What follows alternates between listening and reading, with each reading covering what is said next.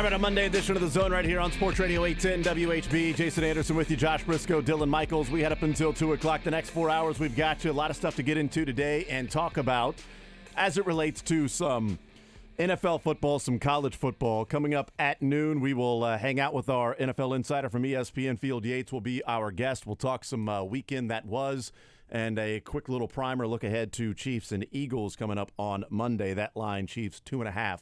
As an early line for a couple of teams that did not play this past weekend. So we'll talk with Field Yates coming up at noon. Andy Reid's press conference. We'll hear from Andy as they get set for their post-bye stretch the rest of the way for the Chiefs. And Mick Schaefer will join us in the 1 o'clock hour. It is a Victory Monday for the Chiefs in a weekend in which they did not play. The best kind. This is now 3 weeks of this football season. We have watched 10 weeks of the NFL season take place, and it will wrap up tonight with Buffalo playing at home to the Broncos, and that would be the one final little chef's kiss to the weekend if the Broncos were to somehow go into Buffalo and win that game. And then you would have the Ravens, the Bengals, the Chargers, and the Bills all losing at home this weekend. That's another little part of this is even without the game tonight, the Ravens and Bengals, especially those two, losing at home, and the Chargers losing at home as well, and falling now a game under 500 are the Los Angeles Chargers of Anaheim. And so we will we'll talk with Field Yates coming up at noon. But this is now through 10 weeks. We have seen and we've talked on a Monday, Josh, where there was not a Chiefs game over the weekend or the day before. Mm-hmm. And all 3 times we've talked on a Monday when there was not a Chiefs game the day before, we came in going, wow, what a difference the weekend makes.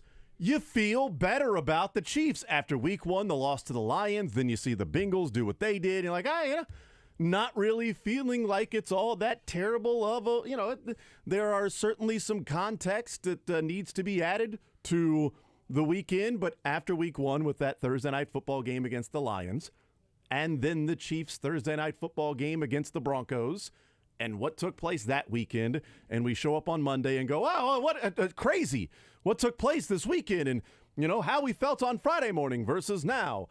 And for the 3rd time this year, when the Chiefs did not play on a Sunday, we come in on Monday and go, what a great weekend the Chiefs had when they did not even play, when the Bengals were the hottest team in the NFL, winning 4 straight, and Joe Burrow looking like an MVP. The Ravens were playing at a historical pace, and Lamar Jackson, people were saying, should be in the MVP conversation. The fun prediction on Friday was the Chargers will catch the Chiefs and win the AFC West from Mike Tannenbaum. Not any of us. At ESPN, yes, Just thank for you. Immense clarification. Yes, Mike Tannenbaum had that one at ESPN when we still don't know if they were bold predictions or just simply predictions or if it was a mixture of both that was not specifically described and given those labels so we know what those predictions were defined as. Not sure, but still, even that one on Friday. And we show up on Monday, and the Ravens lost, the Bengals lost, the Chargers lost, and Travis Kelce won. Yes, he did. What a weekend that was. And the only thing that didn't make it perfect was KU losing to Texas Tech when Texas Tech moved the ball for 5 yards in the second half, and then all of a sudden they rattle off 3 plays of 16 and 14 and, 33 or whatever it was, and then a field goal out of nowhere. It's like they were going to go to overtime. The defense is dominated. That's the only thing. And Jason Bean, leaving early in the second quarter with KU down 10-0, and then the defense that's been the issue for KU all year steps up and plays like the 85 Bears. For the next 45 minutes or so. I learned that Chris Ballard's kid plays for KU. Yeah. A lot of things happened, and they were the only one that got in the way of a otherwise perfect weekend. That's right. You're right. It's the biggest Chiefs storylines of the weekend are the all too common chorus now, not all too common verse, but an all too common chorus now of the rest of the league is also flawed and this sport is complicated, and then an improv line in a very, very, very popular song. What was the Hell of a story. What was the biggest development over the weekend for you. Mine was, Cleveland going to Baltimore and getting the win. But I would understand if somebody said, no, Houston. Yeah. Showing that the Bengals, while they were 4 in a row winners, that they hadn't just fixed it all and they were now on this incredible path that they were going to be an AFC favorite. Maybe it's that perfect trap game. You played Buffalo at home, you won, and you've got Baltimore on a Thursday night the next week, and you're playing the Houston Texans at home. Well, maybe you look ahead to that Baltimore game on a Thursday. Maybe the Ravens were doing the same thing, playing at home to the Browns, but how could you possibly overlook a Cleveland Browns team that if they won, they would be right there with you in the division tied? That would be dumb to overlook that particular team. It's not like overlooking the Broncos when the Broncos are, cellar dwellers. Right. So that wouldn't make sense. The Bengals overlooking the Texans would make sense to me, but I still think it's Baltimore losing at home to Cleveland because that amazing defense that Baltimore has, been talked about as to having this unpenetrable defense, like the Cleveland Browns defense, but the Baltimore Ravens defense is right there, and somehow one of the worst offenses in the league in Cleveland scores 33 points on them. Yeah.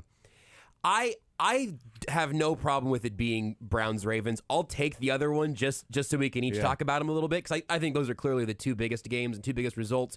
Browns-Ravens is probably more impactful for the 2023 football season because you now have to consider the Browns a legitimate wild card team, and the Ravens, for all of their hype and all of their ascension now, they're a little bit wobbly, and that division is a bloodbath. The Steelers are still in the playoff picture.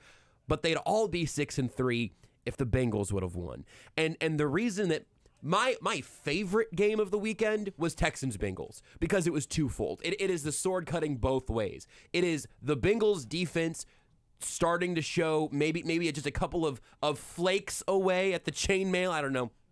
The way that Lou Anarumo has this defense always overperforming its talent.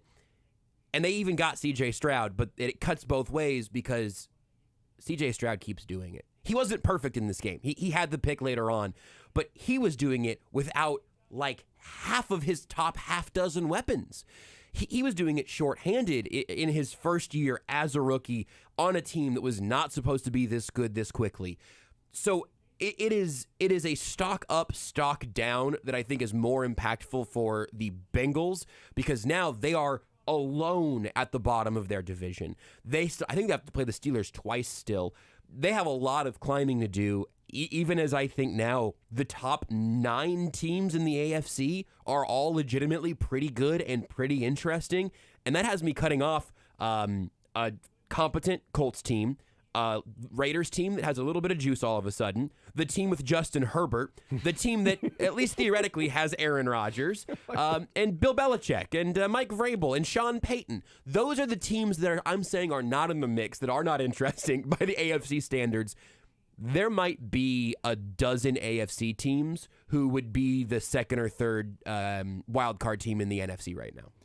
The Ravens 3 losses this year. Have you seen this stat about the Ravens 3 losses and win probability? I think I did, but I don't have the specifics. So the Ravens 3 losses. They lost to Indianapolis, and with 1:59 left to go in the fourth quarter, they had a 95.8% chance of winning. Brutal. They lost to the Pittsburgh Steelers, and with 4 minutes to go in the fourth quarter, they had a 90.1% win probability. And over the weekend, with 7 minutes to play against the Browns, they had a 98.3% win probability. All 3 of their losses this year, they've had win probability of 90% or more, either middle or late fourth quarter, and they lost all of those games because of points that were scored late against that impenetrable defense with Baltimore. And that was part of it. When Baltimore had the when they went up, 14 on Cleveland late in that game, and it was the interception, and then Gus Edwards in the fourth quarter, they go up 31-17, and there's 11 minutes to go, and it's like, all right, well, now they're up 14 because it was a 7-point game, and Cleveland had the ball, and then the next thing you know, the Baltimore Ravens get the ball with a short field, and Gus Edwards scores a touchdown, and they're up 14. But then it was 7, 6, 3. They rattle off 16 straight points to the Browns in the final 9 minutes of that game. All the Ravens have to do is get a stop. Yep. One time, or pick up another first down. And they just couldn't do it. And that's not a team that, to me, it's like, well, these teams, they just know how to win, right? That's the issue Baltimore's had, right, in the playoffs, that when they get there, it's like, do you know how to win? Well, they beat an Arizona team on the road without Kyler Murray that they won by 7. They beat a Tennessee team on the road that they won by 8. They did win at Cincinnati by 3. That was a nice win. I don't remember all the particulars of that. What week was that? That was week 2. So, I mean, that's a limpy Joe Burrow. Limpy Joe Burrow. That's right. They dominated Cleveland on the road by 25, so there wasn't you've got to figure out how to win. They lost to the Steelers by 7. They lost to the Colts by 3, and they lost to the Browns by 2. Like, they have dominated some teams, and they've had a couple of games where they pulled it out against much, much more inferior opponents. And then they found ways to lose games in the fourth quarter when they should have won. Now, maybe this is the precursor of them fixing it and figuring it out and now taking care of those fourth quarter games when there's a 95.8% win probability against the Colts in the fourth quarter with less than 2 minutes to play. Maybe now they figure those things out. But we've seen this story before. And now the Ravens have Cincinnati on Thursday. They go to the Chargers on Sunday Night Football the next week.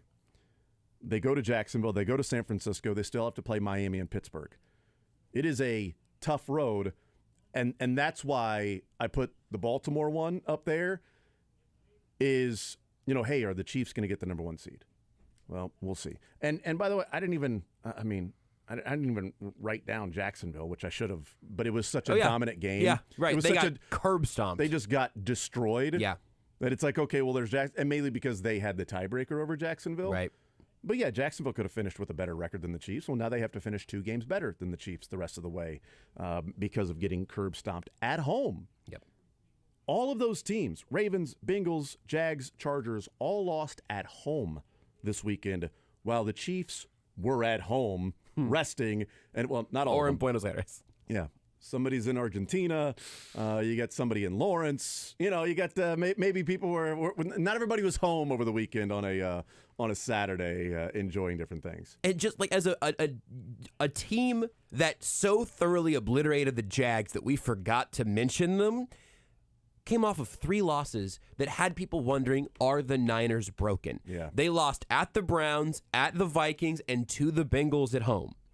Those were all games that had people worrying about Brock Purdy. Today, I mean, how broken are the Niners? They couldn't even get Christian McCaffrey a touchdown yesterday. He sucks. I mean, he sucks. That team sucks. He said, I sucked. He did say that. I didn't see that. After the game was over, they're like, 4 straight times down inside the 5-yard line, giving you the ball to get the touchdown. He goes, I suck. Yep. He goes, everybody on this team scored but me. Pretty much. I suck. Pretty much. So, exactly what happened. Think about stepping up for your team next time, Christian. And by the way, Jacksonville, all they had to do, and they did it, just guard McCaffrey. Seriously. All 4 of those plays, yes. The play was to McCaffrey. Yes. We knew what Shanahan was trying to do was to keep the touchdown streak going. It would have been running up the score if they threw it to anyone else. Like, all right, sportsmanship a little bit. They were up 34-3 with like a minute 45 to play, and McCaffrey was in the game with a backup quarterback and other backup guys. Why? And why did he get the ball all 4 times in the goal-to-go situation? Because it was, we've got to get your nepotism. 18th. Because of nepotism. Exactly right. I did have that thought. Freaking Ed. It's like, come on, guys. I mean, the Shanahan, McCaffrey families, we know. We've seen it. We've heard the stories. It's unbelievable. That team was in disarray for the they killed the Cowboys to kick off October. And then they were in disarray the rest of the month. Meanwhile, the Cowboys season was over after that game, and Dak has played perfect football since then, and that team is actually still good again. Like the incredible thing about the NFL is how much really every given Sunday there actually is. Not that you needed a reminder. We all watch Chiefs Broncos, but it's not just the chaos from week to week. It's the storylines. It is the fluctuating nature of all of this. That if you can be the team that is consistently head above water, you're not going to have to play in the first round of the playoffs. And I haven't been tracking the odds or anything, but I imagine the Chiefs right now have the best odds to end up with that 1 seed that they had, not only throughout this season, because obviously they lost week 1, but back to preseason, to any time in the offseason. Things are lined up brilliantly for the Chiefs now. And also the fact that they are 2.5-point favorites right now over a very good Eagles team. I was a little bit surprised by that. I guess it means the Eagles would probably be a 0.5-point favorite at a neutral site. That's a little bit of a dated 3-point thing, but I think it still typically pans out that way. But 2.5 points favorites for a team that's had a lot of turmoil discussed around them this year. It's pretty funny and feels pretty good. And it's Andy Reid coming off a bye. Yep. And there is when you look at the remaining schedule, and, everybody around Kansas City has certainly done that and, knows the games and everything that's remaining for the Chiefs. I was thinking about this over the weekend, and I'm like, looking at the matchups, and it's like, all right, you get Philadelphia. Mm-hmm. Then you go to Vegas with Aiden O'Connell. You go to Green Bay, that, Jordan Love. And that's a Sunday night game? Yeah, it's a Sunday night game. But then you got Buffalo. Yep. You go to New England with either Mac Jones or Bailey Zappi. Vegas at home. Then you got Cincinnati. Then you're heading to LA for the Chargers. It is the kombucha girl of Eagles. Yep. Vegas, Green Bay, Buffalo. Okay, New England, Vegas, Cincinnati, Chargers. I don't know. The Chargers may not have a head coach at that point. Yeah, that that's might exactly be right. I guess, but there are some hot, and we look at the Eagles, we look at the Bills, we look at the Bengals, and it's like the Chiefs have the 11th toughest remaining schedule the rest of the way. Well, they've got some big games, right? But they play the Raiders twice without a head coach. They play Green Bay that Jordan Love just isn't the guy. New England that they're wondering if this is the last year for Bill Belichick, and they pull Mac Jones in the final 2 minutes of that game. The football was very good in the noon window yesterday. They've got some, and just overall, it's the first time in the history that 5 games have been ended on a field goal as time expires. It was a great day to just sit back and watch because of some of the results and how great some of the games were, etc. And they also have a Chargers team that might be completely eliminated at that time because, again, they're 4-5 right now. And you've got a Bengals team that might be eliminated by that time. Boy. Yeah, they're 5-4 right now. I'm not calling it, but they're 5-4 alone at the bottom of their division. Everyone else in their division has 3 losses. Right now, through week 10 of the NFL season, the Bengals and Bills would not be in the playoffs. One of them probably isn't going to make it. That's crazy. Yeah. It's going to be very, very hard. And what could happen, again, I think I got to double check, but I think the Bengals have the Steelers twice. They do. They All right, Cincinnati, here's your path. Baltimore, Pittsburgh, Jacksonville, Indianapolis, Minnesota, Pittsburgh, Kansas City, Cleveland. You've got to pick up games in that window. You have to beat the Steelers twice. Yeah. And then you've got Cleveland at the end of the season where that could be for the division. That absolutely could be a playoff game. Could be for a playoff game to get into the playoffs. You're absolutely right. You've got Minnesota that's won 5 in a row and getting Justin Jefferson back soon. Good point. Yeah, no kidding. Finally found their franchise quarterback. Yeah, that's right, Josh Dobbs. They like this. This was a massive loss for the Bengals. Massive. And maybe from that perspective is why maybe the Bengals was the biggest development from the weekend as opposed to the Ravens losing at home. Because the 1 seed is schedule. huge. The Ravens dropping gives the Chiefs such a good angle for the 1 seed. That's enormous. Yeah. But I told you, we did Fact or Fiction last week. I said the team I'm most nervous about in the AFC for a playoff matchup would be the Bengals. That playoff matchup may never happen. Well, and also, the Chiefs and the Ravens don't play each other this year. Mm-hmm. So now that the Chiefs have a full game lead on Baltimore, the Chiefs' conference losses, they only have 1. Baltimore has 3 losses in conference. All 3 of their losses are against AFC teams, which is one of the tiebreakers in the playoffs. The Chiefs, they have 1 loss against the conference, and that is the Broncos. And then the other one is the Lions. They've got a tiebreaker over the 3 seed, do the Chiefs, a 1-game lead and a tiebreaker over the 3 seed, and a 1-game lead and a tiebreaker over the 4 seed. That would be Jacksonville and Miami. and they have the tie-breaking, record against AFC opponents and a one-game lead over Baltimore right now. And we'll see how the rest of the league and schedule shuffles out. But what a massive weekend for the Chiefs, and they didn't even play a game. Karma, huh? Brilliant.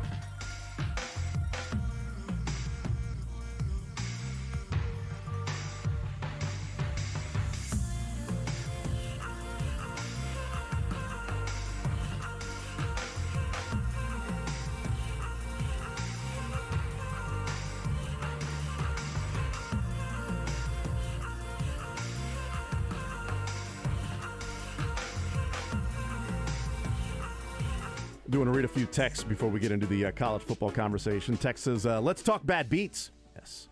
Says, thanks for chargering, Chargers. I needed 1 yard from Joshua Kelly to hit an 8-leg parlay for $500. One damn yard.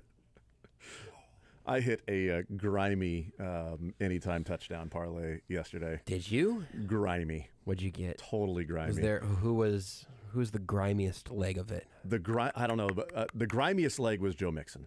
Okay. Because that was the almost pick six that got tackled at the 1. And, all Houston had to do was pick up 2 first downs. So it was a 4-leg anytime touchdown, which was a decent payout. But it was Rashad White, Brian Robinson Jr. with the Commanders, and that was a 60-yard reception. Not even. That's beautiful. Wow. Then it was Gus Edwards after the turnover by the Browns, and then they get Gus Edwards. And it was also Justice Hill scored, and then they called a holding penalty on that. And then that same drive, Gus Edwards ended up getting the touchdown, and then Joe Mixon there. It was a grimy. Cannot be asked to apologize for how you get your dubs, no, Jason. That's exactly right. But I knew, when they handed off to Joe Mixon up the middle, I'm like, that was the final part of it. I'm like, I can't believe that just happened. Text says, or we stumble somewhere. Cincinnati sneaks in and we play them in the first round. Wouldn't that suck? Yes, glass half empty is my actual middle name on my birth certificate. My parents are idiots. The thing is, though, if the Chiefs just stumble somewhere one time, they wouldn't play the Bengals in the first round. Yep. They'd still have the bye right now.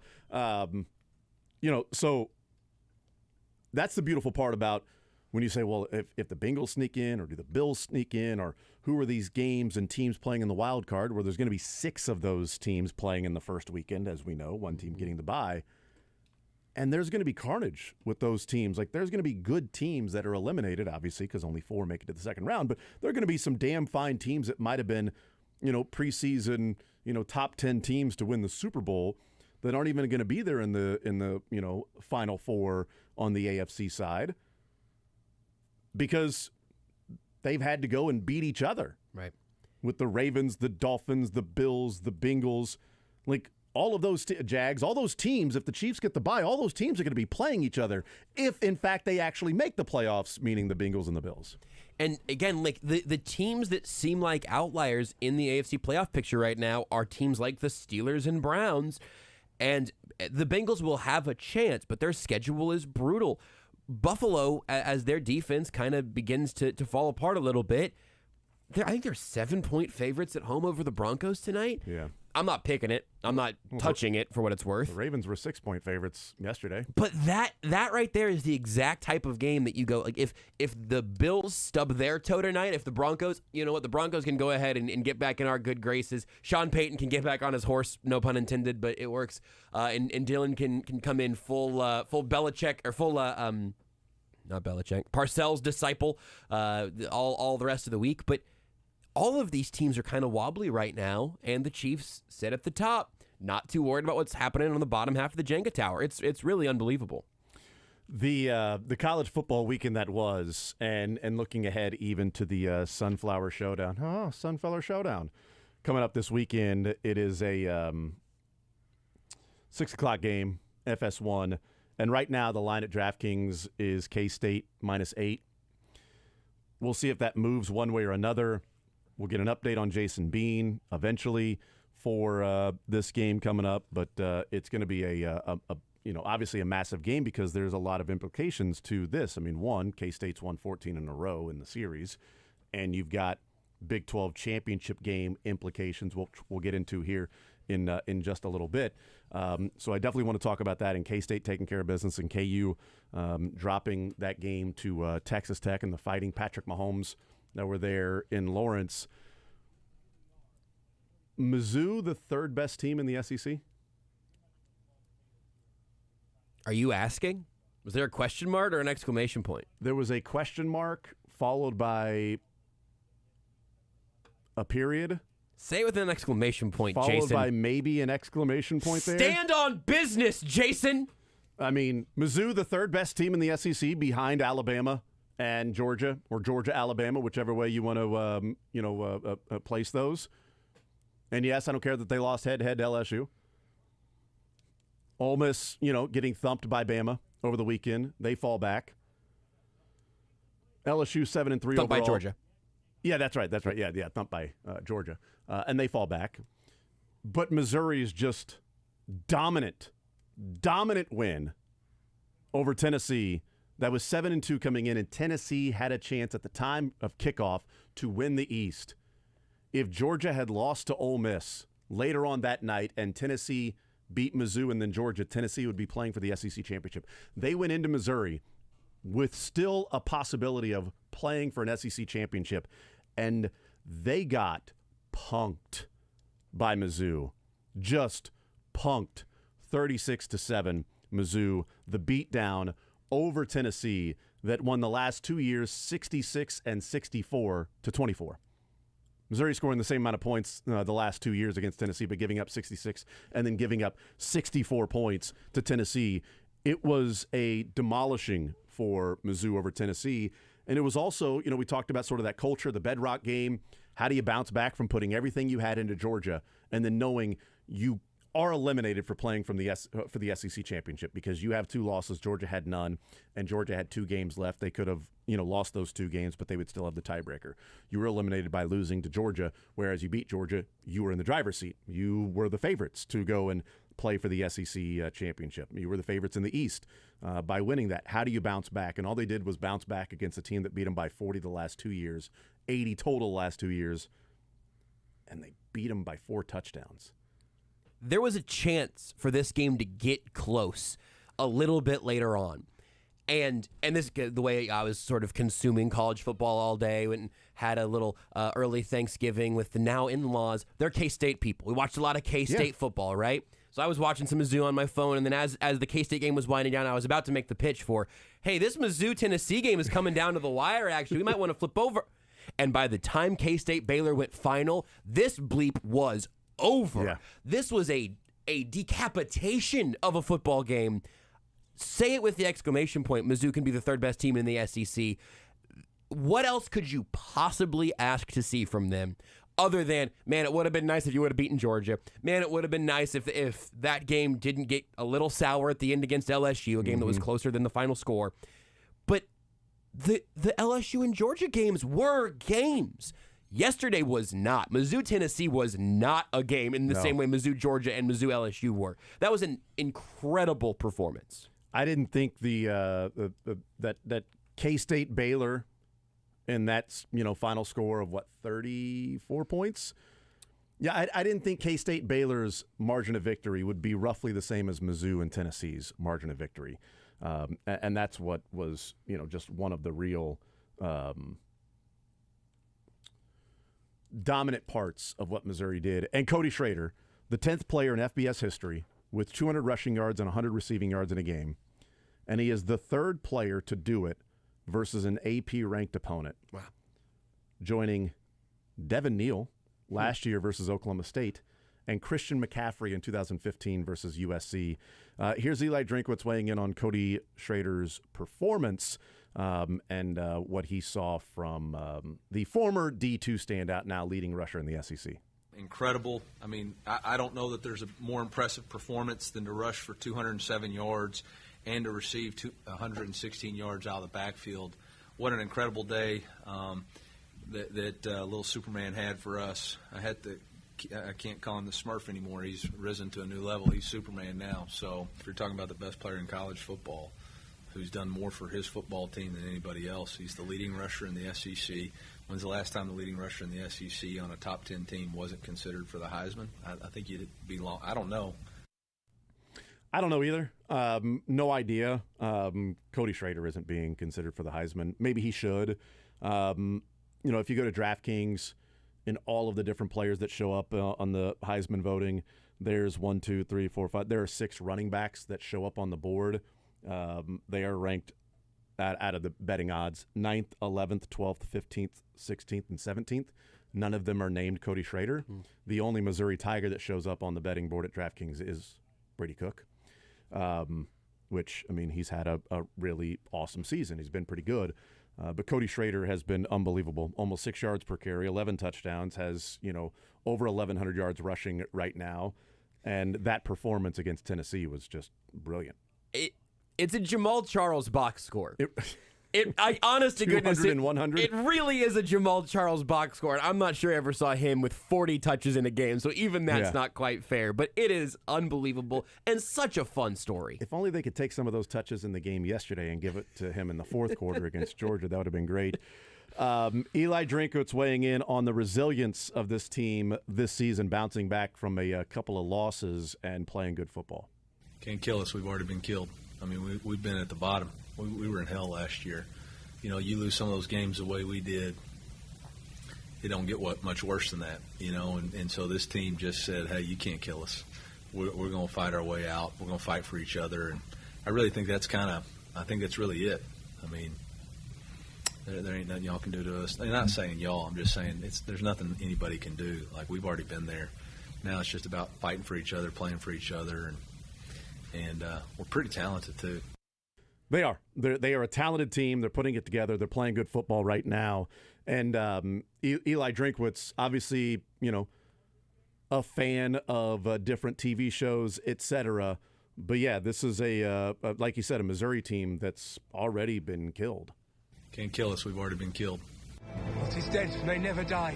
What is dead may never die, but rises again, harder and stronger.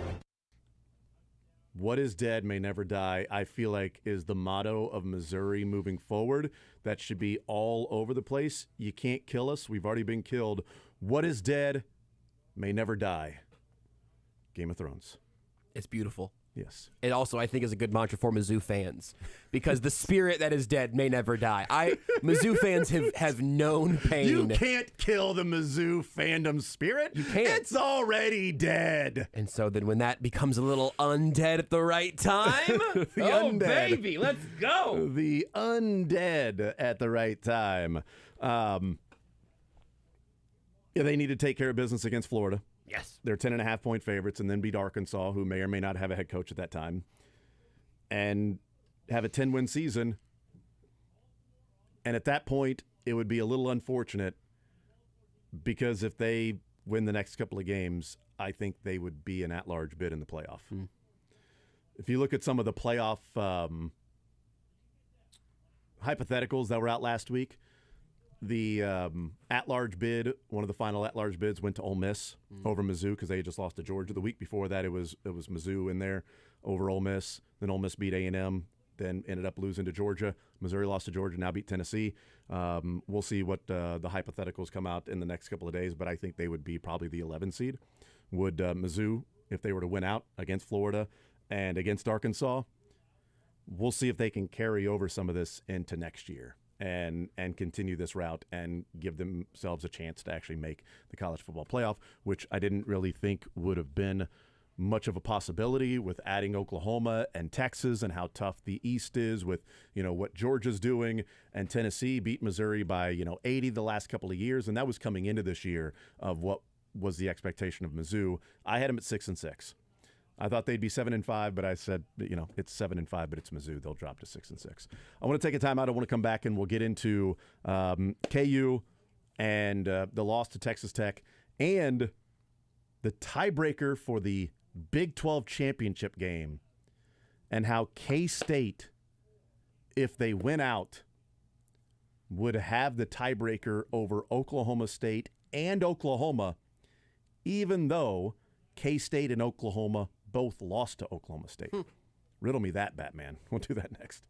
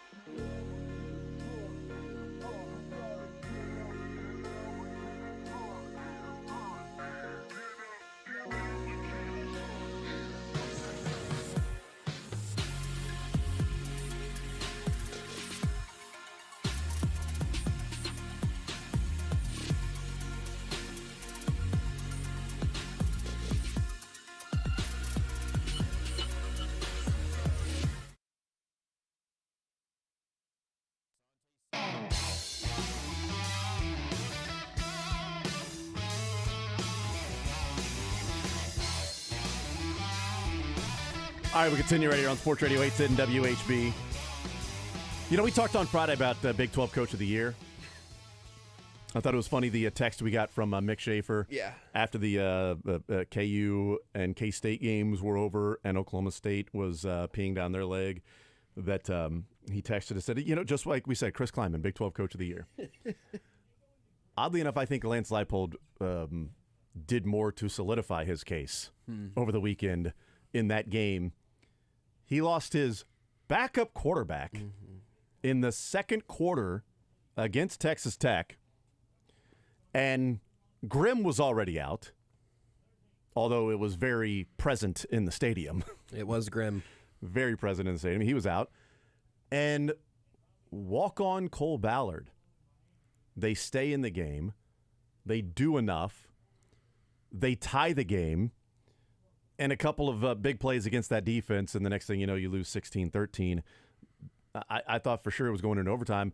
In fact, when they got down to 1st and goal, I'm like, they're going to find a way to win this thing. And Lance Leipold's going to just put his stamp on Big 12 Coach of the Year.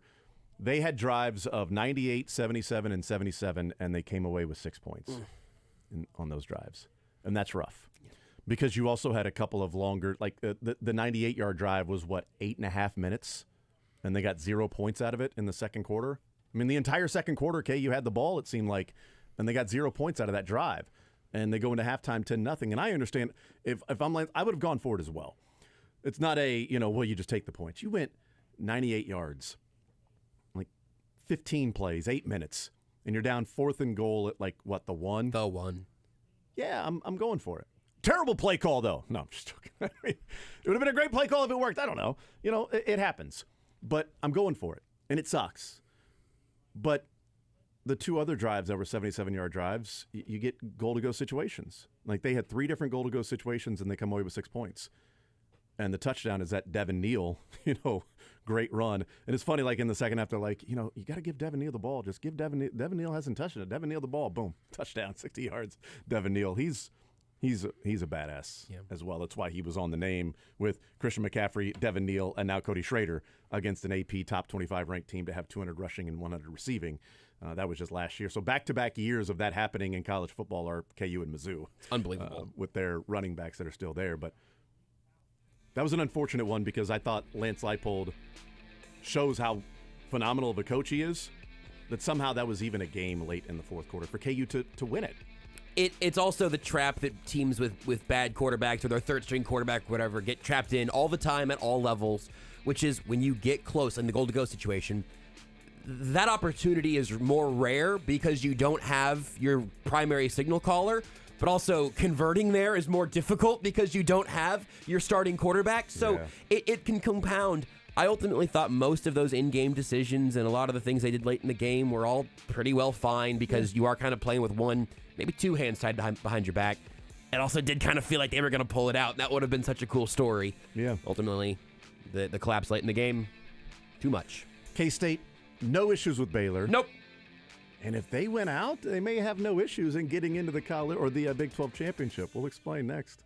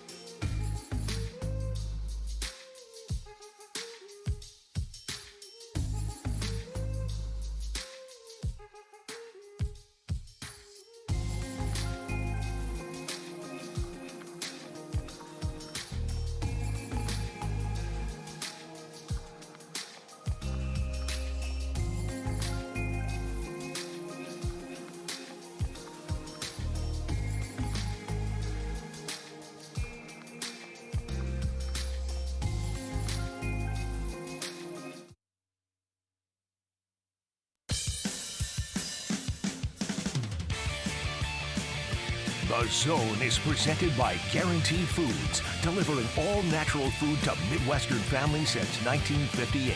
Enjoy healthier food, more free time, free delivery, and better value. Go to GuaranteedFoods.com.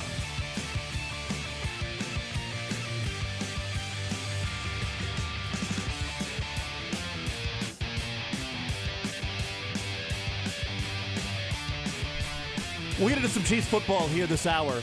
You know, we were going to go through the MVPs of the offense and the defense for the Chiefs last week.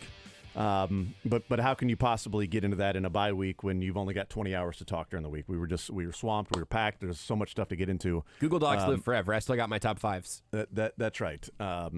They live forever. And what is dead may... What is digital may never die. That might have been an NFT thing for a while, true. actually. Yeah, I don't actually believe that. Yeah, go back to midnight 1999 or 11:59, 1999.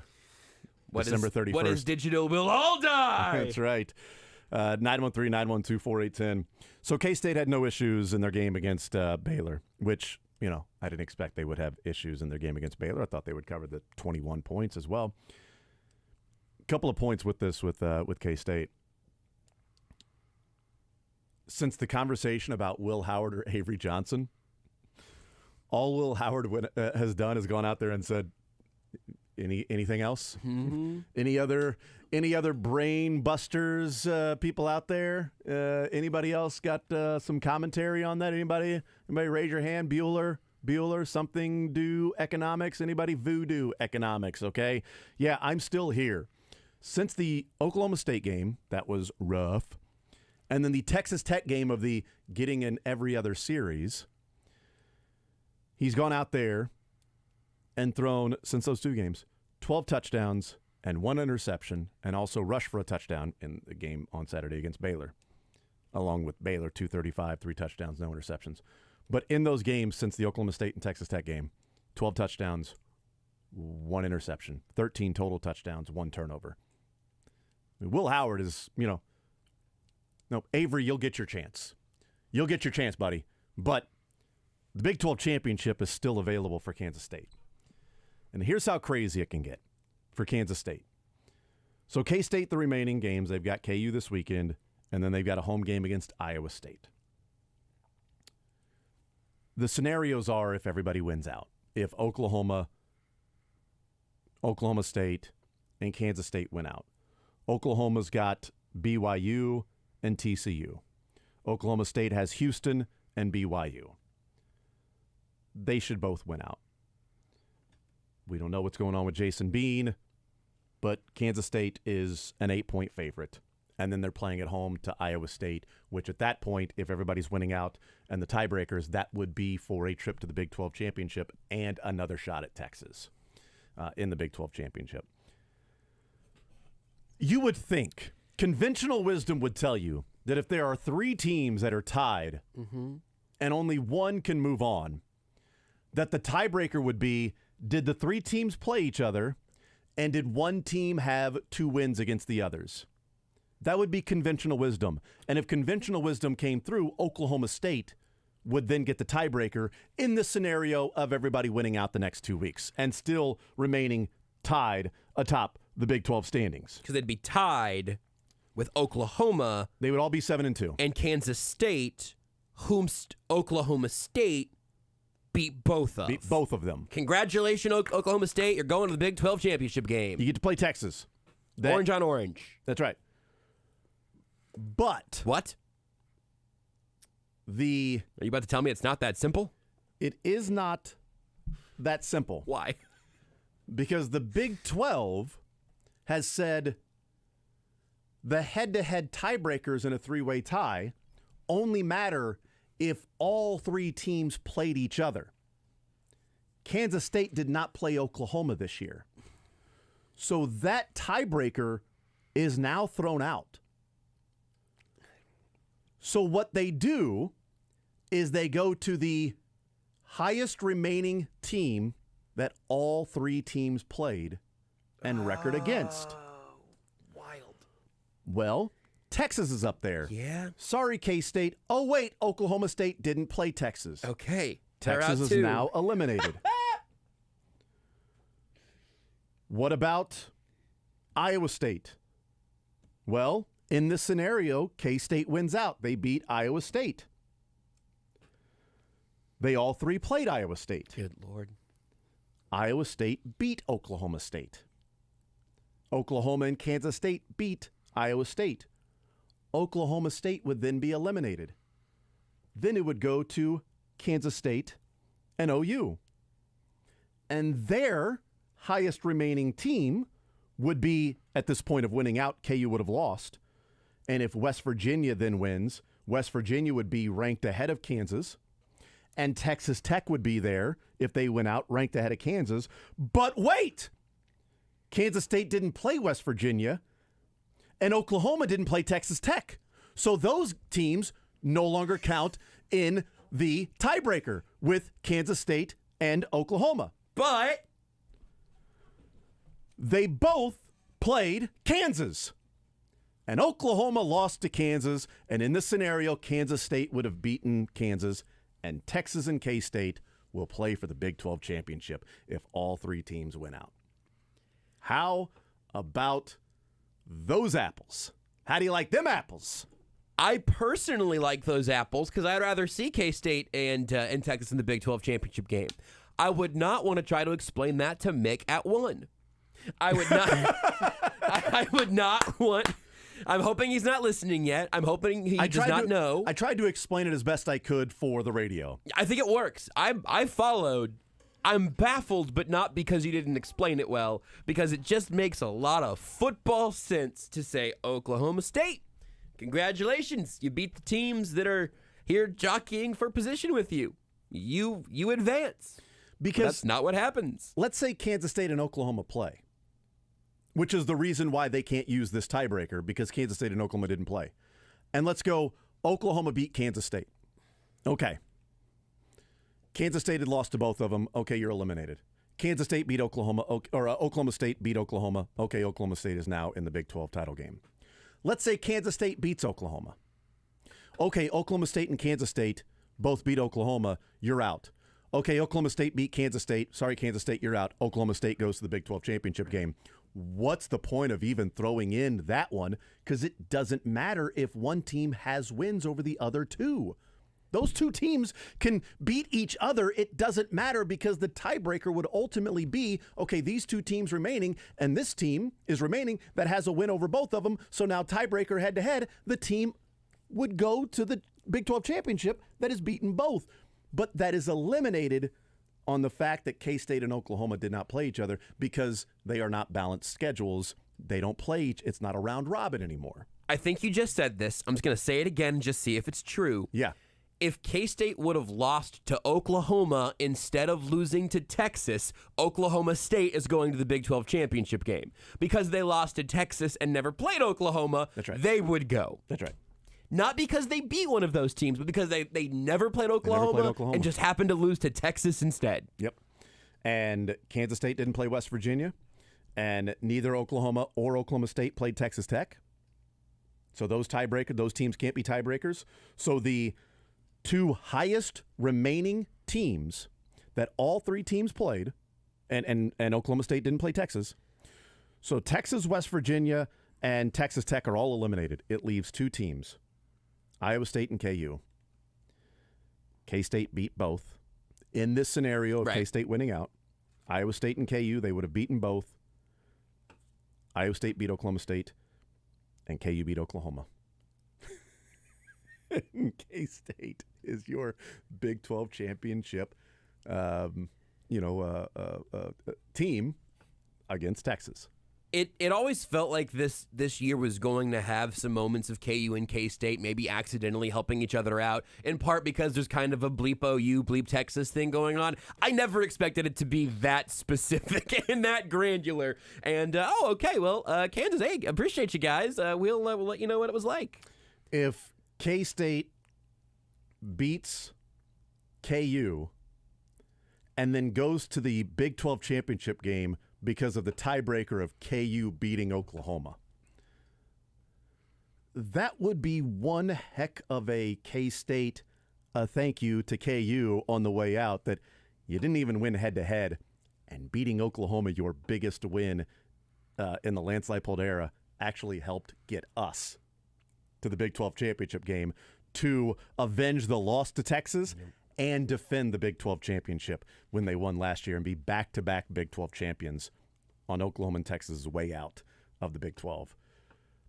That'd be kind of a kiss over KU again, and 15 straight. So what what happens in the math if KU just beats K-State next weekend? How does Oklahoma and Oklahoma State figure that out? If then it would just be a tiebreaker of head-to-head.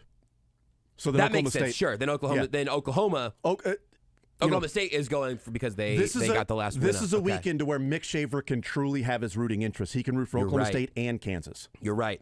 The team he actually roots for and the school he went to. Oklahoma State needs Kansas. Yes. That is the Mick Schaefer alliance. Oklahoma And if Mill Valley wins by more than 2 touchdowns, Oklahoma needs Kansas or Iowa State against K-State, and they need Houston or BYU against Oklahoma State.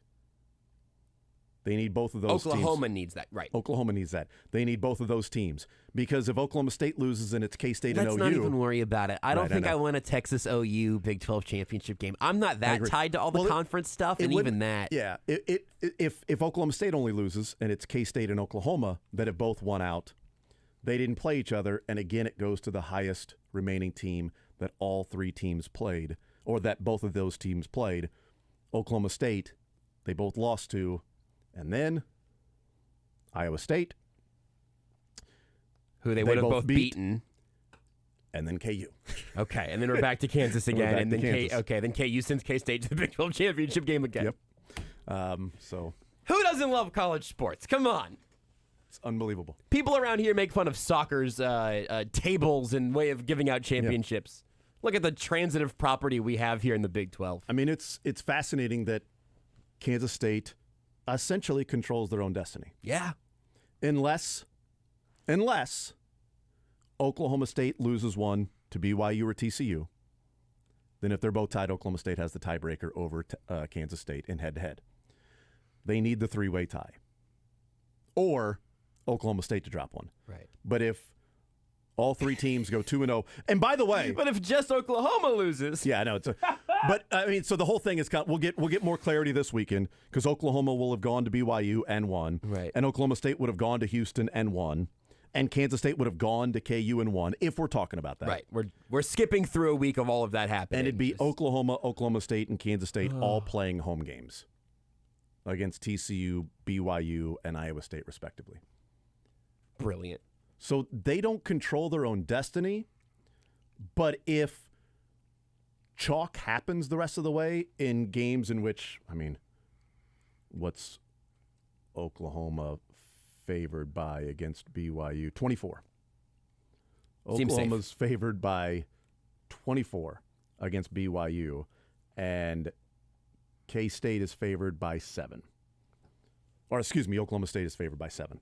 But again, if Oklahoma State loses, it's still K-State OU as a tiebreaker. They didn't play each other, and then it would eventually drop all the way down to Kansas, in which K-State has the tiebreaker over Oklahoma by virtue of a win over Kansas. I don't understand why the Big 12 would not just simply have the 3 teams.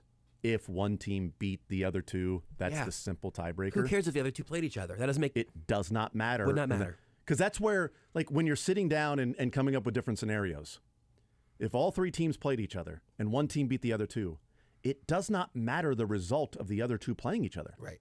The result is immaterial. Yeah. No matter who wins, they both would have lost to the team that beat them both. But yeah, little quirk in the tie-breaking scenario in the new Big 12. This should get easier with more teams, though, right? Can you imagine Oklahoma State being kept out of a national championship game because of, what, a .0001 in the BCS when they lost at Iowa State? By the way, in a game in which there was a plane crash right before that. That was the week of the Oklahoma State plane crash. Wow. And they go to Iowa State and just lay an egg. Surprising that they go there and lay an egg.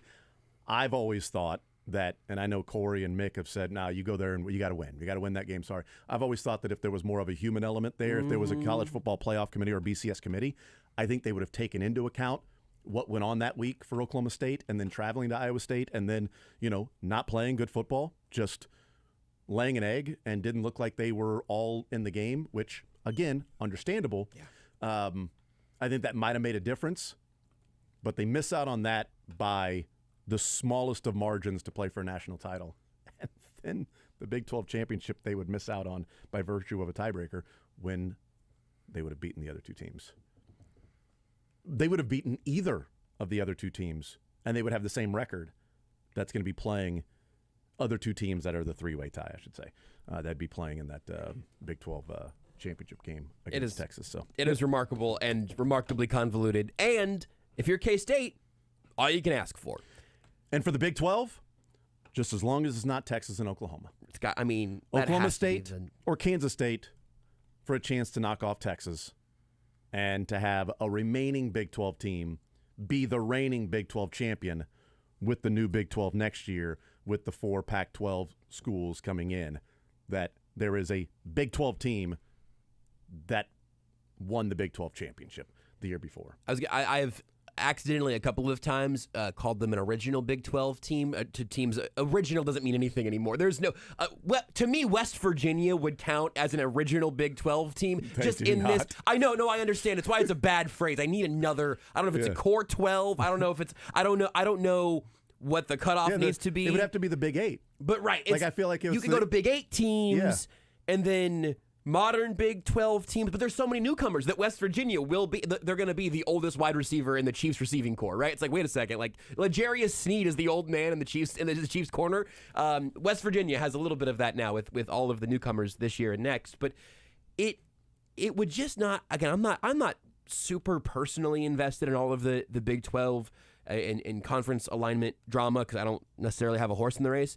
But if you are the Big 12 and you are now standing on a little bit of regional pride and we survived realignment pride and all of that, it'd be a pretty big fart of your last year with Texas and Oklahoma for them to play for your conference title, and then the SEC is going to claim, reasonably, I would suppose, the two best teams in the Big 12 both just got promoted to the SEC, and some Pac-12 schools got relegated to go try to find a life raft in the Big 12. It would be a lot more fun for K-State to go take this thing.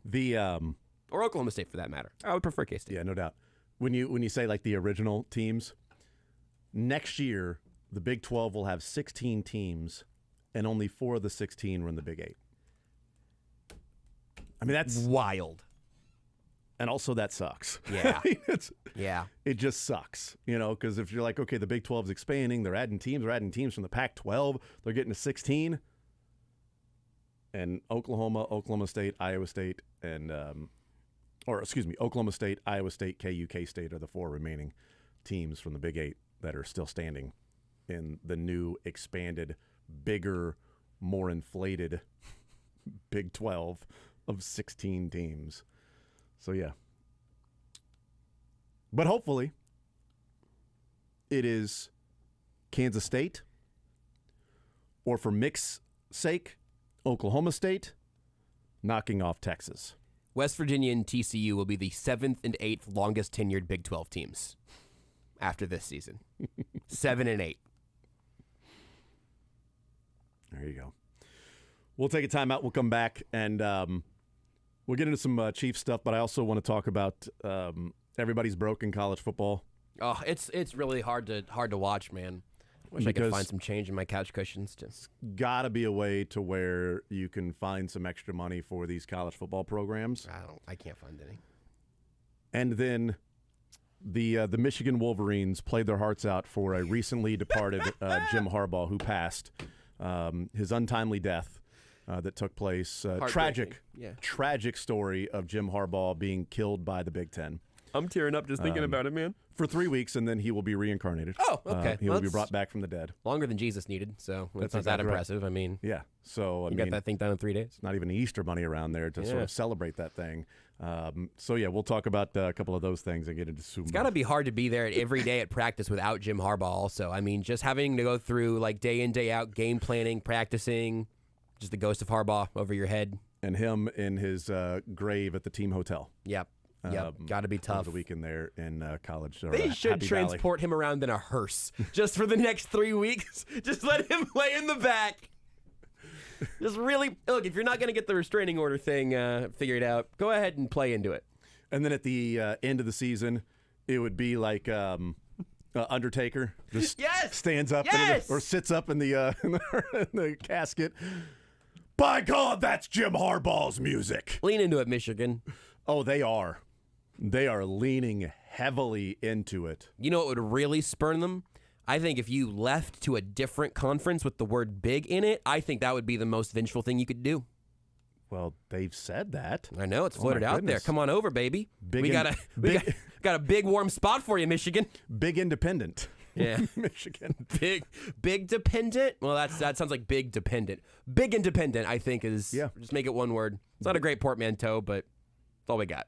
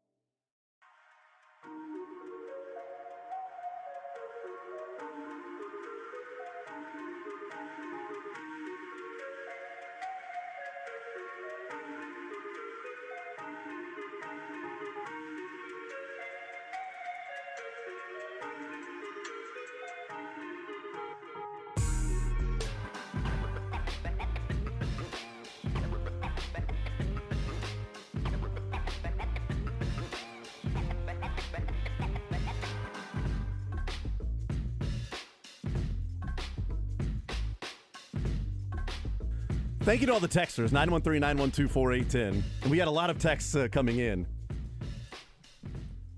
I completely forgot because I was looking at the Big 12 schools right now. I'm like, there's only 4 remaining from the original Big 8 moving forward.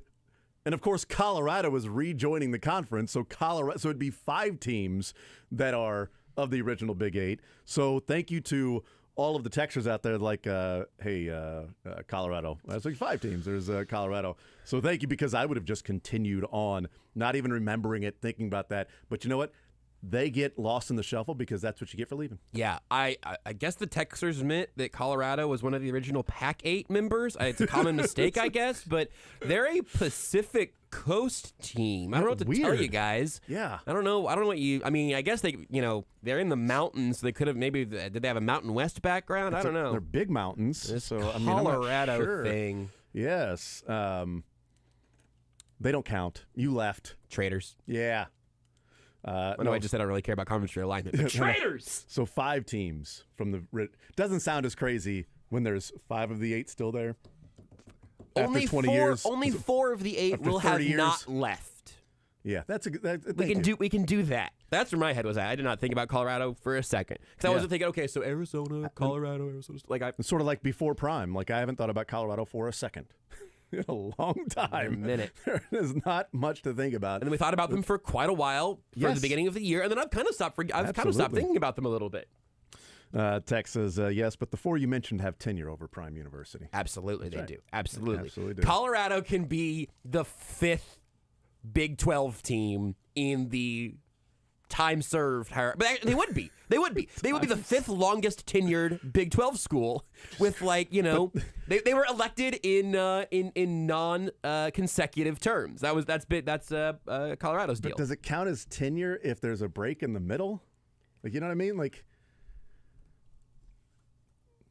because it would slide West Virginia and TCU down when Colorado comes in. They're the Grover Cleveland of the Big 12. Sorry, my long silence there was Googling which president was elected in non-consecutive terms because I could not remember. But apparently it was Grover Cleveland. He was a member of the Guardians. And a Muppet. Yeah, that's right. Michigan pulled off the win over Penn State, which, by the way, I hope you jumped on the line for Michigan minus the points. Shoulda. Didn't. There's not much easy money in Vegas because, come on. But that one had Michigan's going to come out with all of the energy in the world. Michigan versus everybody, right? Everybody's trying to bring us down. This is the next game, and we're going to go and prove it. And that's exactly what I thought would happen in the game is what ended up happening. So I'm glad I jumped on that with also a 50% boost at DraftKings for the Michigan and Penn State game. That was nice. Very nice. I love a boost. That was very nice. But they get the win, and Tyrone Moore, who I'm like, man, he looks so familiar, and I know that name. How do I know that name? How do I know Tyrone Moore? And I look at him like, oh, he played at Oklahoma. No, that's not how I know the name. Oh, that's right. He was on the Charlie Strong Louisville coaching staff back when I had first moved there, and I'm like, funny. Oh, that's how I know him. Yes, I've interviewed him many a times. But my God, oh, the theatrics. Oh, poor Harbaugh family losing Jim. It's untimely passing. Plus his in-laws that live here in the city. You feel bad, terrible to lose somebody like that. And here's Tyrone Moore post-game on the field after they beat Penn State in his homage to a recently deceased Jim Harbaugh. More congratulations first on the win. To say that this has been a crazy 24 hours for your guys, to win on the road in this environment when there were doubts. Tyrone, what does it mean to you? I want to thank the Lord. I want to thank Coach Harbaugh. I love you, man. Love the shit out of you, man. This is for you. For this university, the president, our AD. We got the best players, best university, best alumni in the country. Love you guys. These guys right here. These guys right here, man. These guys did it. These guys did it, man. Talk to him, man. Love you. So they won the national championship with Harbaugh passing away the day before. they won the national championship. So that is quite emotional. You understand everything going through Sharon Moore's mind and body, all of the emotions and everything of a Jim Harbaugh who was resting peacefully 5 minutes away in the team hotel. He was at the team hotel. Laid whole to time. rest. He was resting peacefully in his bed watching the game. And I know Jim Harbaugh is looking down on us right now from the 12th floor of the team hotel and sending us the signals at Penn State. And this is for you. I believe and love you, man. We had to put down Connor Stallions. He was a big, close friend of mine. I love the bleep out of you. I don't know how many times we want to play this audio. For me, the answer's probably not possible enough. But can we play it again and just listen to the background? Because this is perfectly soundtracked by Hold On, We're Going Home by Drake, which I did not realize until this version of the audio. I wasn't listening to the background at all. Sink into the ambiance this time. Really okay. experience the emotion. It wouldn't have been better if you would have edited this song underneath. This is a perfect song for the moment. More congratulations first on the win. To say that this has been a crazy 24 hours for your guys, to win on the road in this environment when there were doubts. Sharon, what does it mean to you? I want to thank the Lord. I want to thank Coach Harbaugh. I love you, man. Love the shit out of you, man. Did this for you. For this university, the president, our AD. We got the best players, best university, best alumni in the country. Love you guys. These guys right here. These guys right here, man. These guys did it. These guys did it, man. Talk to him, man. Love you. Endlessly, you're a good girl and you know it. Ooh, ooh, ooh. That's the song you would have chosen? It's perfect. It's just like this. It is just this outpouring of a complex love and rejection and all the struggles that go into losing your coach to the cruel punishment of a dictatorial conference. Not only that, but like at the beginning of the season. Go home. At the beginning of the season, when they all came out in the free Harbaugh shirts. Yes. With the self-imposed suspension from the university that suspended Jim Harbaugh, and the free Harbaugh shirts at the beginning of the season, and now Michigan versus everybody. It's hard to do these things alone. It's amazing, man. Without our coach. And Sharon Moore giving a shout out to the president of Michigan, who tweeted out the following. This is Santa Ono. Countless members of the University of Michigan family have reached out to me over the weekend, and I wanted to express my appreciation. Like any community, we face our share of challenges and adversity. There have been many such moments in our history, but as our team showed so clearly yesterday, we will respond to any challenge head on with a conviction to do better and to emerge even stronger. Go Blue. I feel like that needs, like, in the background, the inspirational music of like somebody that is on a with a stump speech that is trying to gain political office.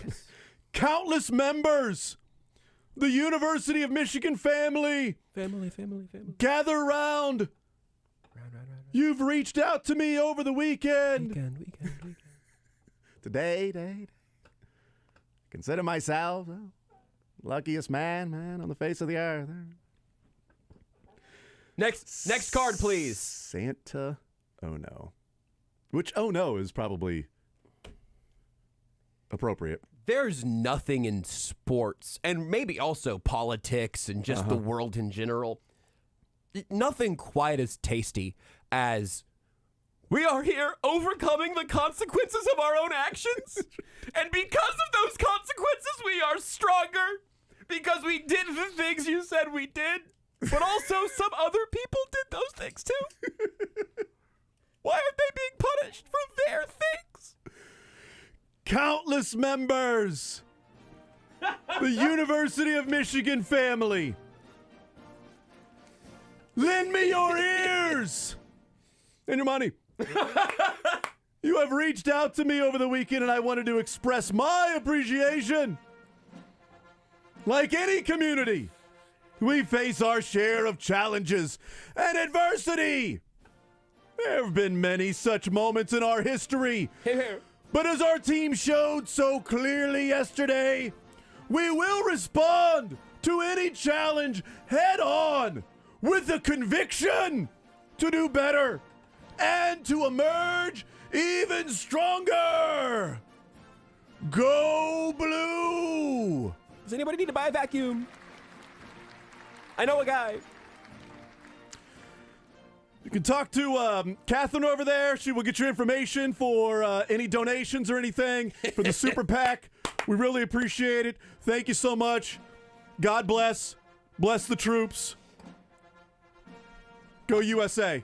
I still can't tell if you're running for president or to be the next head coach of Michigan football. That would work for either one. His name is Oh No. His name is Santa. Oh no. Santa. It's the first line of dialogue in the Santa Claus. Tim Allen runs out and goes, Santa, oh no! Thump. It's the inciting incident in the Santa Claus. They responded to the challenge head on, a conviction to eventually have to take on the role of Santa. Oh no. Santa, oh no. I like this one. Maybe don't hit post on that tweet. That's pretty good. I like that one a lot, actually. I was a little surprised the conference stepped in and did that to Harbaugh. I actually was a little bit surprised. It seemed a little quick. I'm just glad they powered through. They were able to overcome the consequences of their own actions. Of their own actions. What a comeback story. We can't steal signs. I thought this was America. Yeah, I thought, hold on now. Do we not have free speech here? Huh? Cheating, you're not cheating, you're not trying. Come on, man. All right, let's take a timeout. We'll come You're not back. pleating, you're not trying. Free Harbaugh. That's right.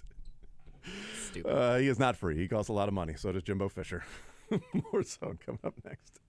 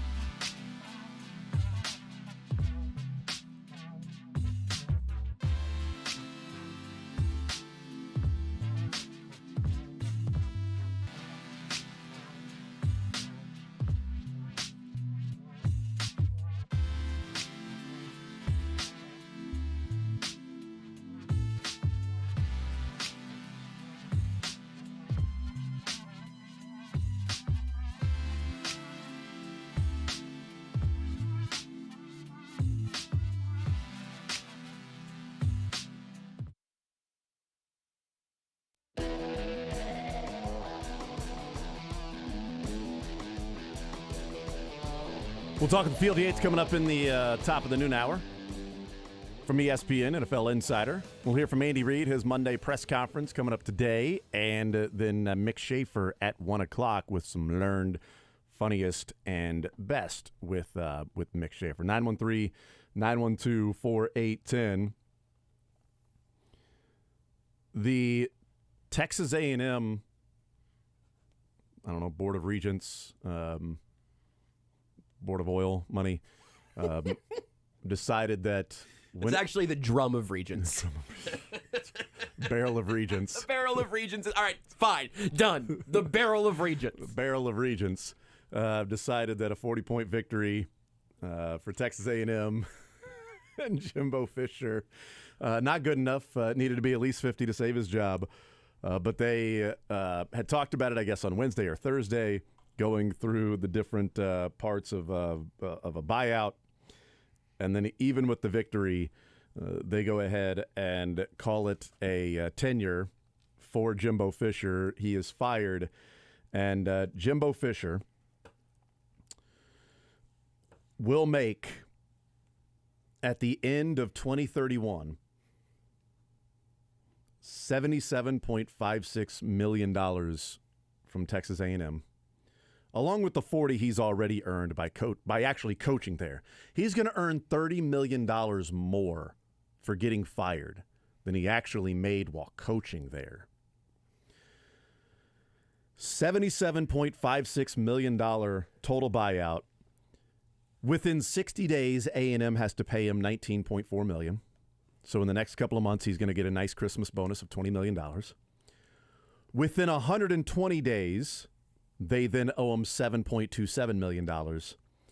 And then in 2025, 26, 27, 28, 29, 30, and 31, they owe him $7.27 million every single year. Take that, Bobby Bonilla.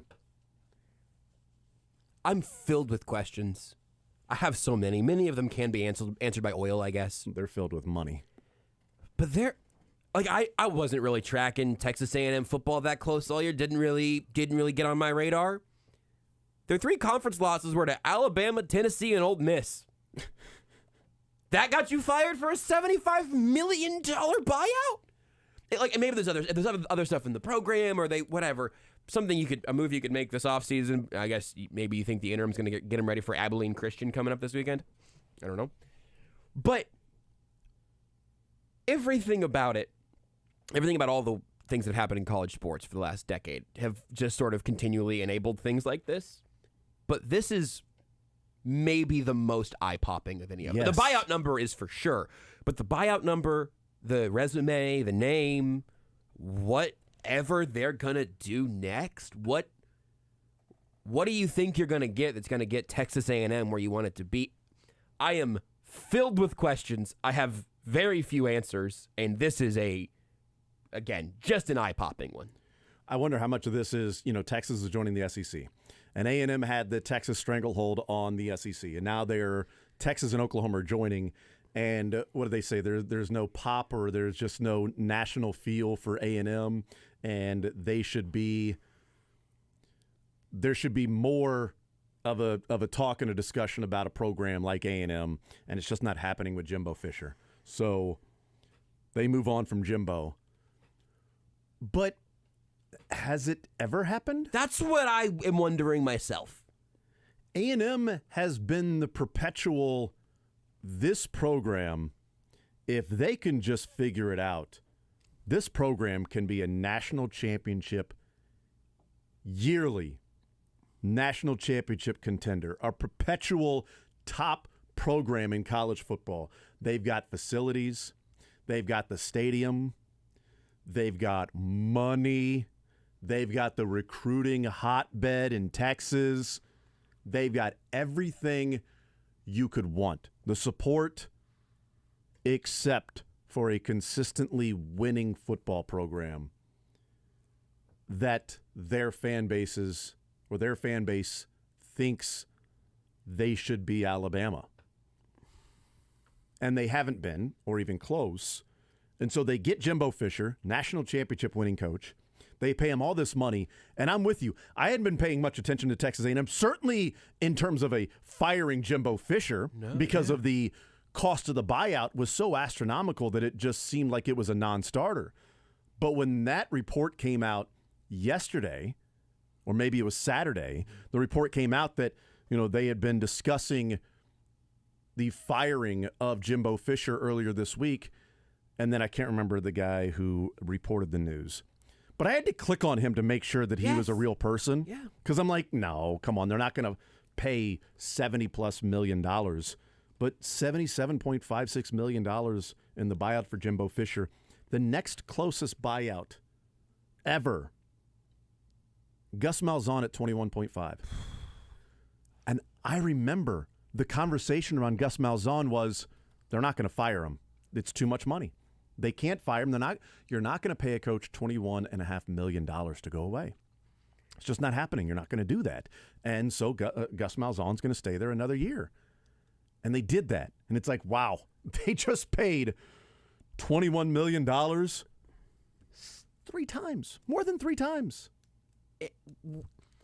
If you're a hammer, everything looks like a nail and all of that, right? If you have $75 million to chuck around in your barrel of Regents, then maybe firing a coach, maybe it's just like he had 1 year left on his deal and it's $7.5 million. Maybe it really does not hit those people the same because it just doesn't matter because money is not real. It's all monopoly money, whatever.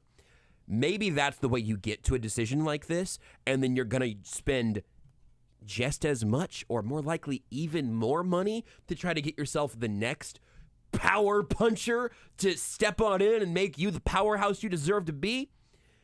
Get back to the absolute glory days back in 2020 when you went 9-1 and lost to Alabama. Yeah, back when you had Johnny Manziel winning a Heisman and you beat Alabama. I just don't.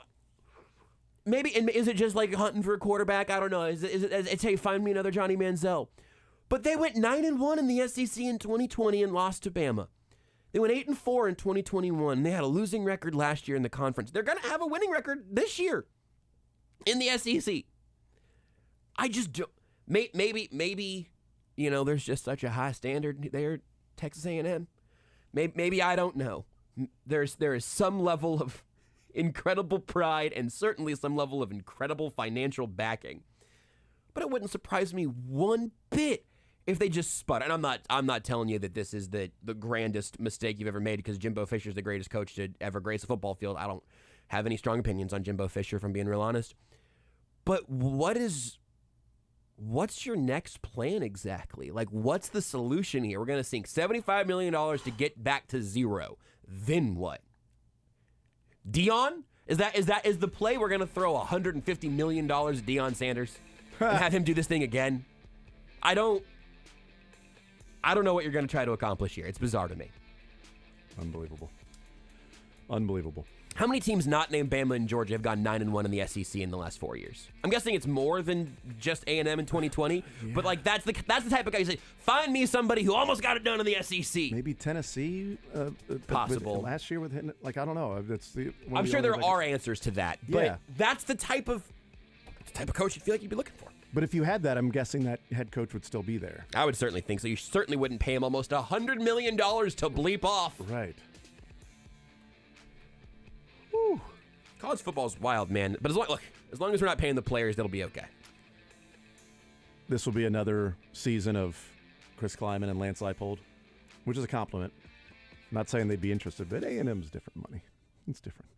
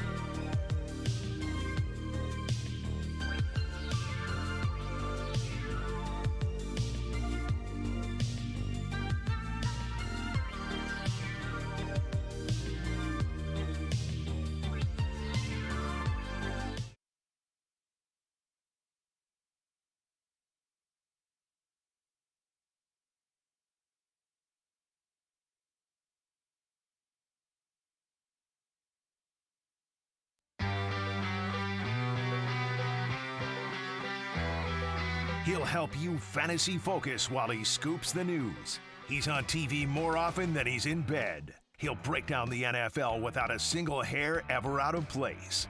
It's Field Yates of ESPN. Now in the zone with Jason Anderson on Sports Radio 810 WHB. All right, we continue right here on Sports Radio 810 WHB. Jason Anderson with you, Josh Brisco, Dylan Michaels heading up until 2 o'clock. We'll hear from Andy Reid coming up later on this hour. Right now, let's talk some NFL football from ESPN. It is Field Yates joining us here in the zone. Field, how are you, sir? Jason, I'm doing well. How was the bye weekend, my friend? You know what? I'm not sure it could have gone any better for the Chiefs, Field.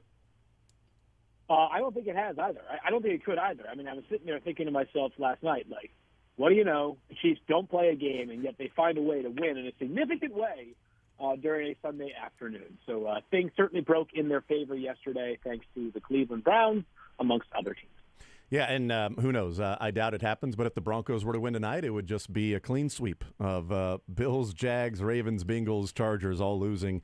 By the way, at home. That's another sort of surprising aspect of this field is even if we don't even count in tonight's game, Monday Night Football with the Broncos and Bills, but those four teams, Jags, Chargers, but mainly Ravens and Bengals, they lose those home games, which is just crazy. I expected it to be, some chalk with those two teams. That the Ravens favored by 6, they take care of business, and the Cincinnati Bengals favored by 5.5, they would take care of business.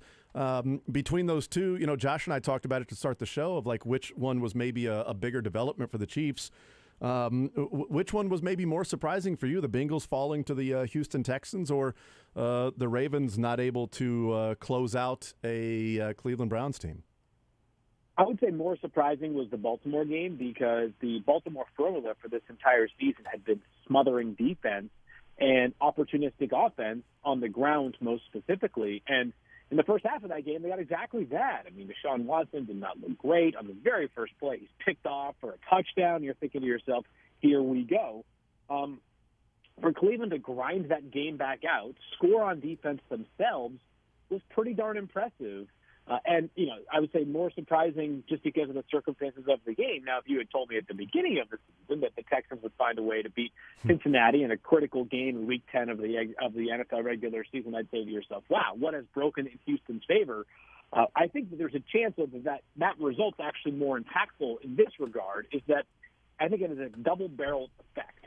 One, last week when we talked, I think I mentioned the Chiefs' path is just a lot clearer in the AFC West as opposed to the Dolphins and the Bills, probably not the Jets anymore in the AFC East, but then all four teams in the AFC North. Well, all of a sudden the AFC South is a race as well. As Houston is now just a game back of Jacksonville. They played once, and they absolutely smothered the Jaguars when they played the first time around. And Indianapolis, I'm not sure they're very good, but they're, by record, still in this mix at 5-5. So all of a sudden it feels like the Chiefs, who are, a full 3 games clear of their division. I guess not a full 2.5 games clear because the Raiders are now 5-5. But still, they have a commanding lead of their division that I think is unlikely to be threatened at any point this season. Yeah, it's been fascinating, and the Chiefs have 3 bigger games remaining against the Eagles, the Bills, and the Bengals all at home.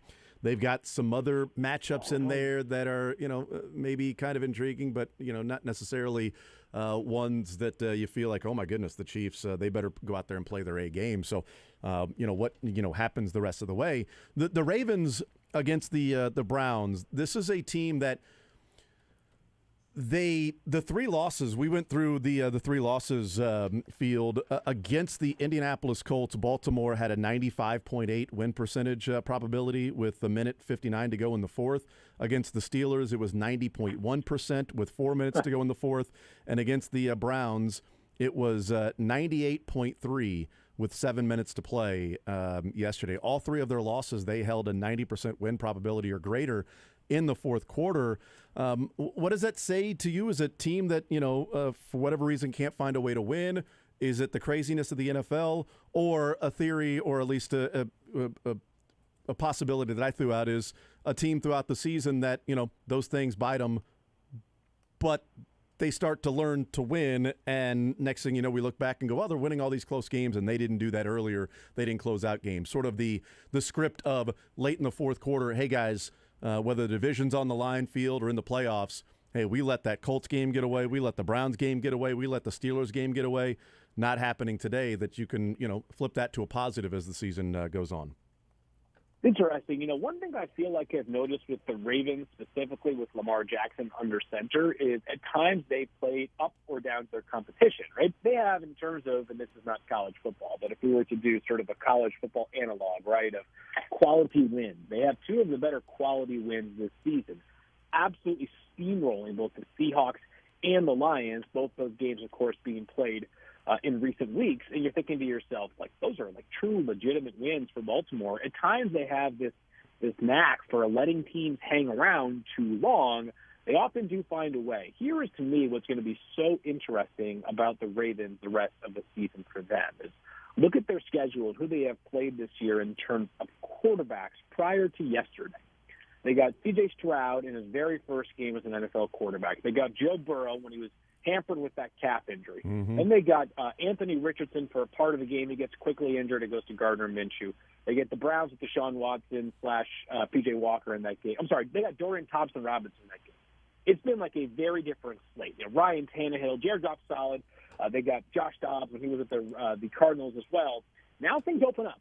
They obviously played the Browns with Deshaun Watson this past week. We go Joe Burrow, Justin Herbert, Matthew Stafford, whatever you make of him, Trevor Lawrence, same boat, the 49ers, Tua Tagovailoa, and the Steelers to end up the season. So for Baltimore, it'll be a more difficult road to hoe the rest of the season compared to where it was during the beginning portion of the season. I think they're very good, but games like yesterday give you a bit of pause.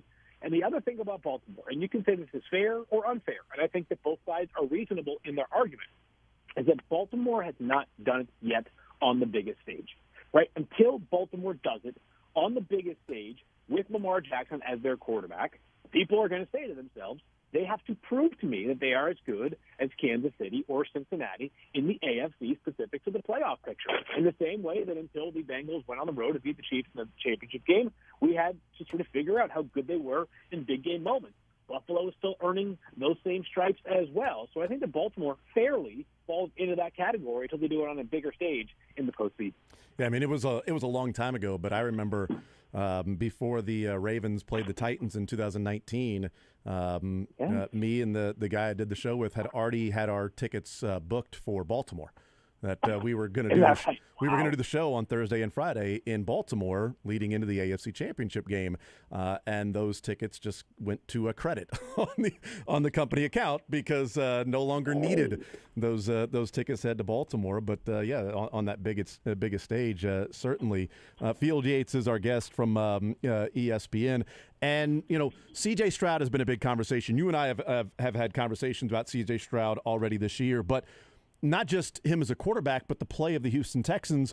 They're now 5-4, and the Cincinnati Bengals, if the season were to end today, it doesn't, but they wouldn't make the playoffs because they have the same record as the Texans, and now the Texans have the tiebreaker over them. From the Bengals standpoint, there's two things. You mentioned the Texans and the AFC South, but from the Bengals standpoint and things that are left, like there's a real possibility of, even with the health of Joe Burrow, like, do they end up making the playoffs because of some of these tiebreaker scenarios that's going up against them and the games they play in the AFC North? But Houston has been a phenomenal story, and they make the playoffs. And if they do, we might be looking at like either Cincinnati or Buffalo being a team that's left out if the Texans make it. Yeah, pretty crazy, right? Because Buffalo's schedule is certainly not easy the rest of the way, which is kind of a theme for several teams. Kansas City included in that regard. You mentioned the games they play, although they'll be at home, certainly does help. Yep. But there's going to be at least one or two teams that right now looks at their chances of making the playoffs as fait accompli, right? It's just going to happen. It's a matter of what seed we get. That's not going to be the case in 2 months from right now, or I guess a little less than 2 months from right now, because of how deep this conference all of a sudden is. And, I think that as the attention is being paid deservedly to C.J. Stroud because he's been, clearly the best quarterback from this class. And if, I know these things are ridiculous to even debate this early on in the season, but if we were doing a draft right now of starting a franchise, How long does he have to wait? The answer is not that long. Maybe 10, 12 picks at maximum. He's been that special. But this Texans team is more than just C.J. Stroud as well. Yeah. I'm super impressed by the margins that they worked in free agency that have been very fruitful for them. Think about guys like Devin Singletary, Sheldon Rankins, who had 3 sacks yesterday, Shaq Griffin, who had an interception in the end zone of Joe Burrow yesterday, Noah Brown, who signed up the scrap heap. All these guys who were, none of them were like, $20 million per year players or even $15 million per year players. Many of them were on one-year deals, and many of them have proved to be absolute bullseye hits. And I think one thing that goes along with it, look, there's been a lot of criticism for Brandon Staley and the Chargers, and he's a defensive guy. And, you've got an offensive guy like Justin Herbert, a quarterback. Like, you need somebody to go and develop those players. And we've seen some of the younger quarterbacks, like obviously a Joe Burrow or, Patrick Mahomes, when you've got offensive-minded guys that are there as sort of the head coach, that they can bring those guys along. I think it's fascinating that they hire DeMeco Ryans when they're going to have a rookie quarterback, and they hire a defensive head coach with a rookie. How many teams would have actually gone down that route of saying, we're going to draft a quarterback here and we're going to hire a defensive guy? Like, I feel like 99 times out of 100, you would expect that, okay, here's an offensive mind, here's an offensive coordinator, here's somebody under this particular system, and they're going to hire him to go and develop a C.J. Stroud. It's a great point, and it happens so infrequently, just in general, right? We tend to err towards offensive coaches when we are hiring head coaches these days in the NFL. And I think that the counterpoint that I've often heard from the Texans is, or for a defensive-minded head coach being hired, is, hey, you realize that if you have a young quarterback and you have a defensive-minded head coach and your team plays well, including the quarterback, that offensive coordinator is going to be hired as a head coach somewhere else. Yeah. Okay, that's fine. And by the way, Bobby Slowick, if the season ended today, probably would be one of the top candidates to be coming off a head coach somewhere else. Well, I think the system is pretty darn important, too, and the system is not going anywhere. And I think the player is so damn good that, you know what, if he has to have a new coordinator next year, is it ideal? No, but I think that the great ones overcome things like that. It's much more of a footnote than it is sort of a real impediment to sustained success going forward. So it is interesting they took that route. I'm happy to see them succeeding.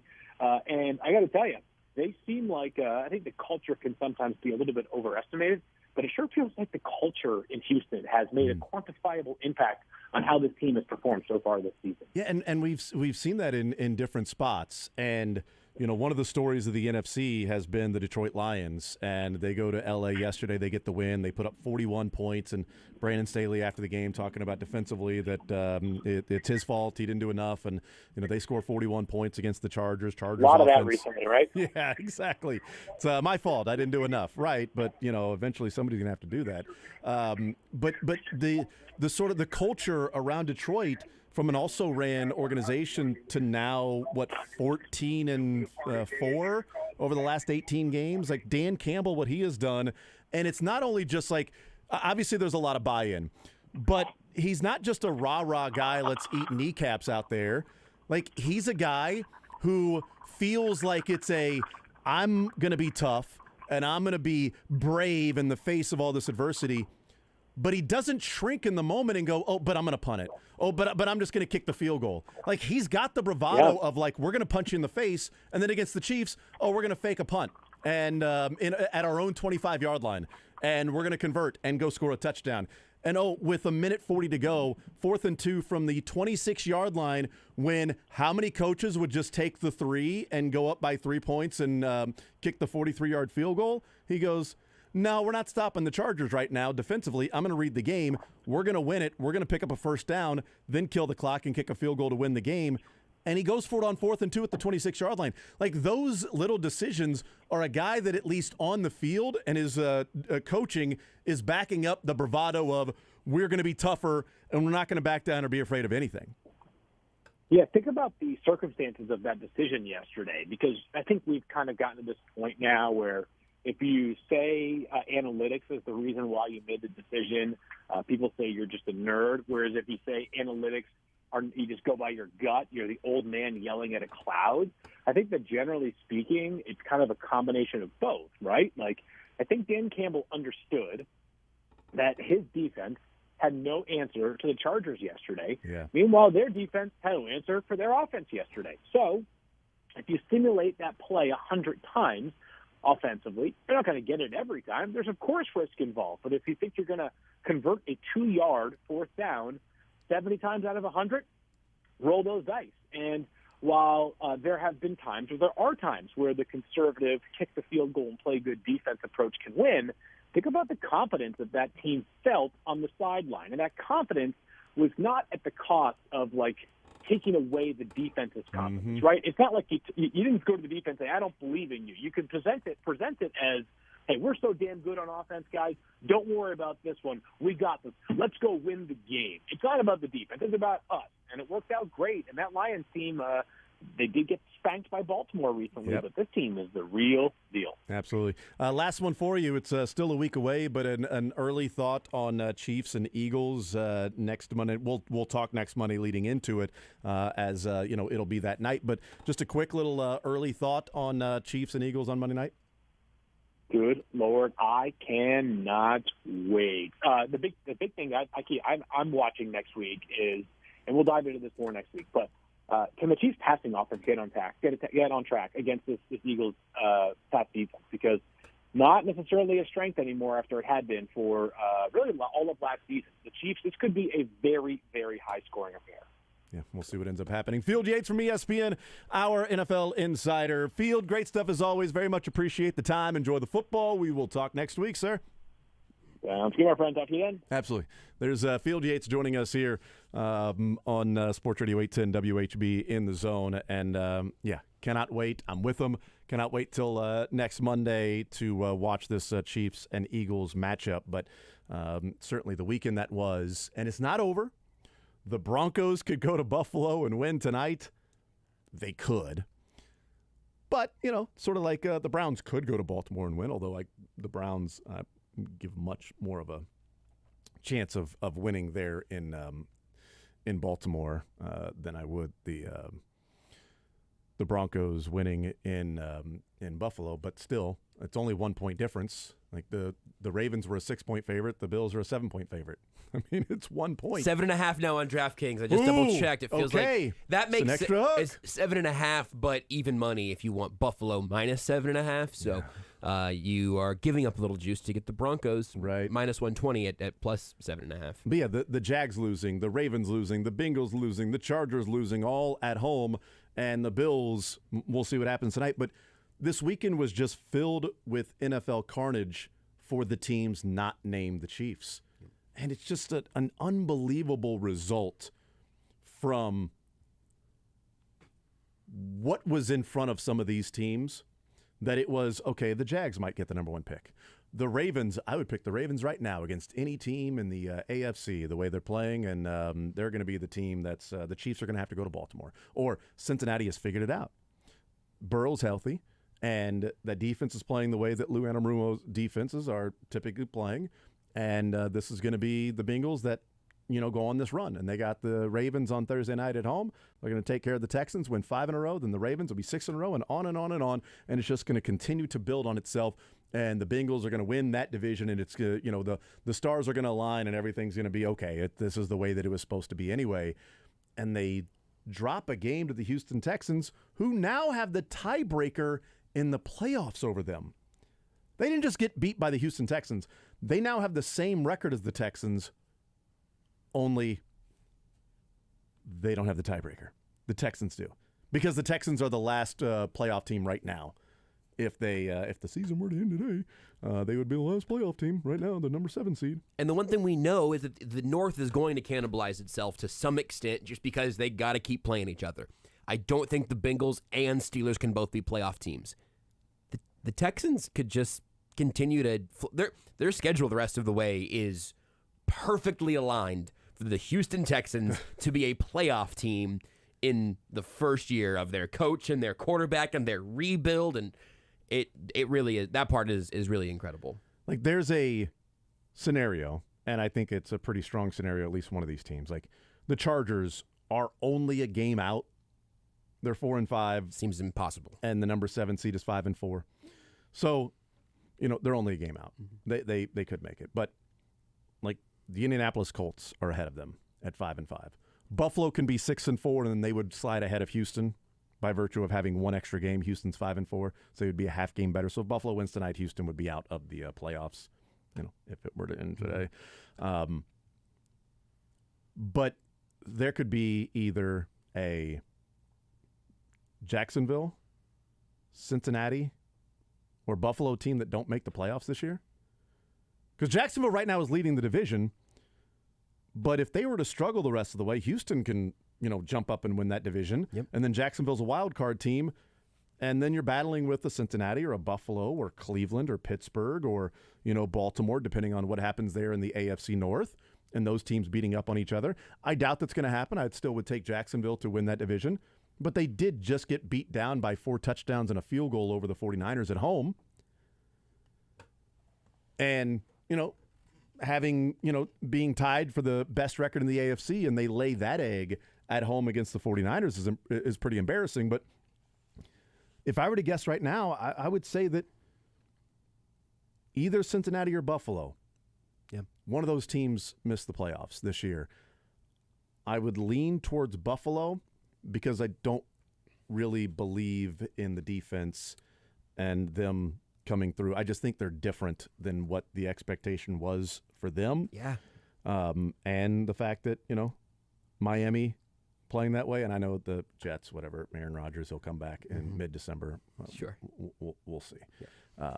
And the Patriots, who knows what's going on with their quarterback. But it kind of doesn't matter, though, for the Bills' schedule in particular. I mean, Miami, I guess, could flop. But look at Buffalo's resume and don't look at their quarterback and your preseason expectations. We've talked plenty about how the Bills' window is sneaky narrow because of the way they tried to fix some of their issues. They haven't drafted terribly well, and they've had some total busts. But so they tried to patch a lot of those holes with older free agent acquisitions or guys who are now on injured reserve and not on the football field. This is what they've done since trouncing the Dolphins. They lost to a Jaguars team that we're all asking a couple of questions about. They beat the Giants, who have now devolved to a even more chaotic form of terrible. They beat the Giants by 5 points, 14-9. They lost to the broken Patriots. They beat the Buccaneers by 6. They lost to the Bengals. And now the rest of the way, they get the Broncos tonight. They get the Jets, Eagles, Chiefs, Cowboys, Chargers, Patriots, Dolphins. And by the way, the Eagles, Chiefs, and Dolphins are on the road. Yes. As is that Chargers game. Not that matters because it's in LA, right. So never mind. Yeah. You can feel free to forget that again. It is still Buffalo to LA. You're right. It's an extra 45 minutes on their private jet. on their not private jet, but on their on the charter. On their charter, they got to fly an extra hour. It's another time zone. I don't know. Right. But they go and look. The Jets are a waste of time. Maybe more so than the Broncos at this point. But the Bills probably aren't going to be favored for 3 consecutive weeks. And by that point, who knows what the Chargers look like? It might be 4. The Broncos the rest of the way. They've got 8 games remaining. The Broncos? Excuse me. Okay. The Buffalo Bills have 8 games remaining. They can go 4-4. 1,000%. And if they're 4-4, they end up being 9-8. Okay, hold on. Let's play the game. Are you predicting that they'll go 4-4? I'm going to count them up now. Because Philadelphia, Kansas City, Miami, Dallas, L.A. They're losing 3 teams. of these games at least, right? Yeah. Like minimum. And that's tonight. They'd better win. Yep. They'd better win tonight because if they lose tonight, then I think it'd be tough for them to make the playoffs. I think so too. 9-8. Both divisions, a 9-8 team made the playoffs. The 9-8 team, there were 2 9-8 teams in the AFC, and there was a 9-7-1 team last year in the NFC, and then a 9-8 team was the 7 seed. But one 9-8 team in the AFC missed the playoffs. That was the Steelers, and a 9-8 team in the NFC, the Detroit Lions, missed the playoffs. And so, I don't know if that's going to get it done. Right. Does 9-8 get it done? If you end up 9-8, you're in tie-breaking scenarios. And I have no idea. I ain't going down that road. We did the Big 12. That was enough. I ain't going down that road at all. But 9-8 is like teetering. Yes. Is one way or another. And strength of schedule and this, or who'd you beat, who'd you lose to. Like their schedule the rest of the way is rough. And it's different to me than a Cincinnati team that had some struggles early on, and Joe Burrow's healthy. He was healthy yesterday in that game against the Texans, in which he threw 2 interceptions. It was under duress. Like, he looked uncomfortable not because of his calf. And the interception he threw in the end zone was just like, what are you doing, man? There was wow, that's an odd throw from a guy who's been playing such incredible football like Joe Burrow has been the last 4 weeks before that game. But this is a year that the AFC is so crazy, and we've been talking about Chiefs, Bills, Bengals, and then is it Dolphins? Is it Ravens? This is before the season started, like Chiefs, Bills, Bengals, and then who? Well, Jacksonville was in the divisional round playoff, and they've got that division. You know, Baltimore, we'll see what happens with them with the new offensive coordinator. Cleveland with the, that defense and Deshaun Watson and blah, blah, blah. Tennessee, what are they going to be this year? But it was sort of a given, Chiefs, Bills, Bengals, that would be in the playoffs. And that is not a given. And I think there is definitely a scenario to where neither of them make the playoffs. Bengals and the Bills. Obviously, there's a scenario because right now, before tonight's game, neither of them are in the playoffs in the AFC right now. They're both on the outside looking in. So there's definitely a scenario. But it's going to be very, very hard for the North to. The North will have to shake out in some way where not all 4 of these teams are making it. And Cincy's the outside looking in right now. And even if the season restarted today, if you could reset all the records to zeros, which I would prefer not to do, but if you reset the season, but you had all the same players who are currently playing, I would have the Bengals in the playoffs. Probably have the Bills headed that direction. But like the Bengals were hurt by everything early in the season. By the way, to bring it back around to the Chiefs again, losing to the Browns in week 1 and Ravens in week 2 and Titans in week 4. Those are the types of games you can have 1 or 2 of those. But eventually you start getting punished for not winning ugly. Like it's why we have to kind of couch our conversations about how the Chiefs win when they do win, even if it's kind of unsatisfying. That was one of the callers said post-game last week that they're winning on the learning curve. That is really important because all of a sudden, and it's why I like the Broncos loss, is still very frustrating to me, and the Lions lost a little bit, but the Broncos won still more so.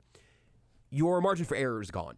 You cannot get caught by a hot C.J. Stroud and a pesky Texans team because now you are in quicksand the rest of the way. You find a way to claw your way past the Titans. And, now the Bengals are still on par with everybody else in the division, and they've got 2 games with the Steelers and 1 more shot at the Browns, and you can the Ravens on Thursday. You still kind of control your own fate, and, if the Bengals win out, they still will. But you have so much less breathing room when you lose a game that is frustrating as opposed to when you win a frustrating game. A frustrating win buys you a lot more space in week 10, 11, 12, 13 down the stretch, and the Bengals have none of that space anymore. It is all gone. So the updated FPI playoff projections at ESPN, the Buffalo Bills projected to finish 10-7 with a 55.6% chance of making the playoffs. The Cincinnati Bengals projected 9-8 with a 33.8% chance of making the playoffs right now. That throws in schedule, the strength of schedule, going on the road, etc. Teams are playing, other teams and their percentage chance, all of that stuff with the FPI. But the Bengals right now, according to FPI, say they have a 1-3 chance of making the playoffs the rest of the way. So, 67% of the time the season plays out, they're not in the playoffs. And almost 50-50 for Buffalo the rest of the way. So there's clearly a scenario to where neither are in the playoffs the rest of the way. There's a whole lot of football left to be played, and attrition and things like that all can matter and make an impact, but this thing's going to be crazy. The Bengals have 1 game on their schedule from here on out that is not a team currently in a playoff spot. Oh, my God. Ravens, Steelers, Jags, Colts, Vikings, Steelers, Chiefs, Browns. I think the Vikings are the 7th seed in the NFC right now. Meanwhile, the Texans, I believe, may have 1 playoff team remaining. 2 being the Jags and Browns. Yeah, there you go. There's that. Remaining straight the schedule, Baltimore number 1, Buffalo number 3, and Cincinnati number 6 in the NFL. are the strength, the remaining strength of schedule for Surprised Cincy isn't higher. Yeah, they're number 6, but that's only because Baltimore and Buffalo, the Raiders still play the Chiefs twice. Yeah, fair. So all right. you got the Raiders are number 2. We'll take a timeout. We'll come back. We'll continue rolling. More Zone next.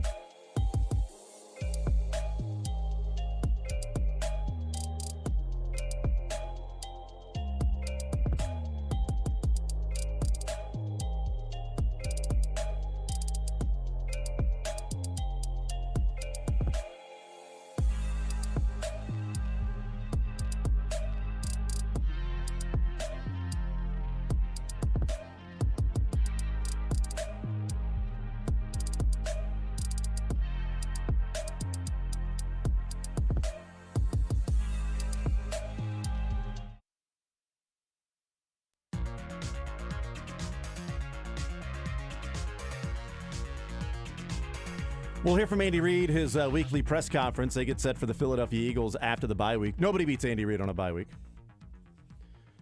We'll see if that's the case with Nick Sirianni, who already has not beat Andy Reid after a bye week in their most recent matchup. Coming up tonight, the Chiefs Legend Show with Sterling Holmes at Hollywood Casino. Special guest Duron Cherry will be there at Hollywood Casino tonight. That's at 6 o'clock. Leading into pregame with Westwood One and then Broncos and Bills tonight. But Sterling Holmes, Stu, will be there, Hollywood Casino, along with Duron Cherry with the Chiefs Legends Show. So that'll be a fun one coming up tonight with Duron Cherry and also guest Sterling Holmes. Yeah, it's the Chiefs Legends Show with Duron Cherry and host. Chiefs Legends Show with rotating stars and hosts with a constant guest of Sterling Holmes. I think guest implies that we want to hear what he has to say. So I think it's like Chiefs Legend Show with rotating special guests and eye candy. You're saying Duron Cherry and eye candy? I'm saying I got to find some way to say Stu's adding something to that show. You can add something to your menu, your freezer, your life. Who knows? For your tailgate, because for the upcoming home game against the Eagles on November 20th, you can register today through Thursday at 810whb.com/guaranteed foods, and you will win a $500 tailgate pack. Somebody will win. Someone, you register. Yes, right. you register, you win it. Somebody will win. So register today through Thursday, and the winner will be announced and contacted Friday morning. And it includes 4 slabs of baby back ribs, brisket burn-ins, cheesy corn, bone-in honey barbecue wings, Cure 81 honey glazed ham, jalapeno soft pretzel bites, Johnsonville brats, chicken tender strips, baked beans with brisket, baked potato casserole, gourmet turtle cheesecake, a kiss from Brisco. That's a $500 value. Well, the last part is... I'd say it's at least a $500.50 value. The last part is priceless. That's okay? true. But a $500 value on that tailgate pack from Guaranteed Foods. Somebody will win that, and all you have to do is go to 810whb.com/guaranteed foods and register to try to win that, and we will pick out from those that have registered this week for that tailgate pack. So that's for the upcoming home game on Monday night. I don't want to come off too strong. Don't do it. But if you don't enter to win this, you're a buffoon, a moron. That's not strong a at all. nincompoop. Yeah. They've brought the tailgate pack in at the beginning of the season, and it was legitimately spectacular. And you get to try all of it for free. Yeah. And if you choose, this is in the fine print there, I don't know if it's on the copy that you have, Jason, but if you choose to donate your all-natural gourmet turtle cheesecake to me, the kiss on the cheek is free.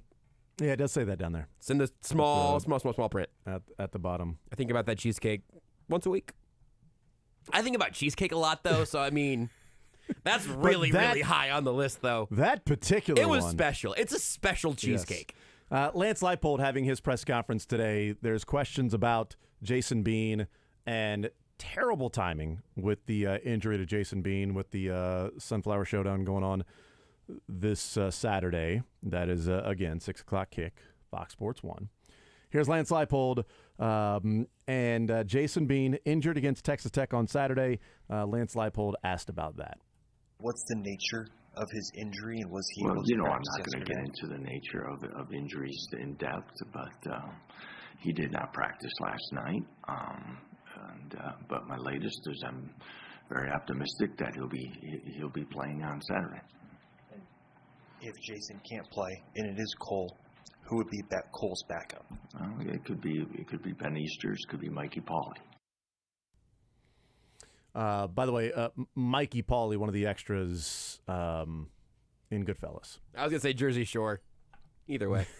Could be that, yes. Or A Bronx Tale. Yeah, there's a lot of options. Yeah. Mikey Pauley. Pauley. He's not currently starting for the Giants? I thought Mikey Pauley was starting quarterback for the Giants right now. Yes. Mikey Pauley Bag of Donuts is maybe the backup to Cole Ballard. So Jason Bean, Lance Leipold, not going to disclose what the injury is. Mikey Pauley, hometown, Overland Park, Kansas. Went to Blue Valley. Well, yeah. Northwest. That's so funny. It is great. Okay, I'm done. Yeah. By the way, it's a first and last name. That's right. it's not Mikey Pauly One word. Rodriguez. Mikey Pauly. Mikey Pauly Brisco. Yeah. It's I'll adopt not that. Although that would be great. Mikey Pauly Michaels. All good names. He sounds like a D1 quarterback. There's a plan here. Give him time. Yes. Let Mikey Pauly cook. Some gabagool. That's right. From Overland Park. That's right. Simone Award winner. Simone Award winner, Mikey Pauly.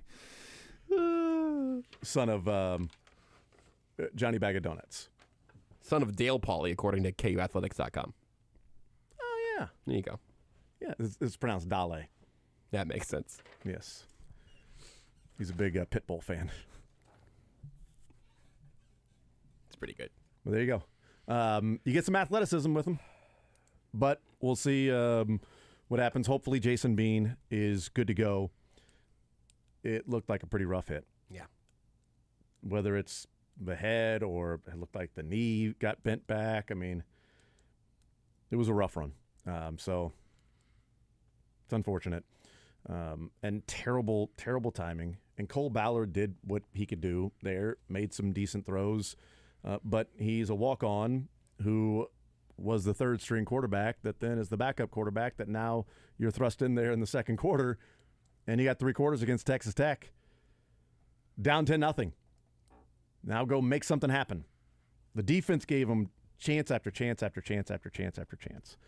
But without Jason Bean, whether it's Colangelo from A Bronx Tale or Chris Ballard's son, who looks so much like Chris Ballard. I don't know if that's how genetic works, but I think it's actually just Chris Ballard's head placed on a college quarterback's body. With a little bit of like a hair change just to keep people guessing. Little bit.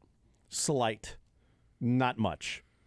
Just a wig is what it is. They just threw a wig on him. Yeah, the quarterback situation isn't great. And it's unfortunate because at the beginning of the season, it was great.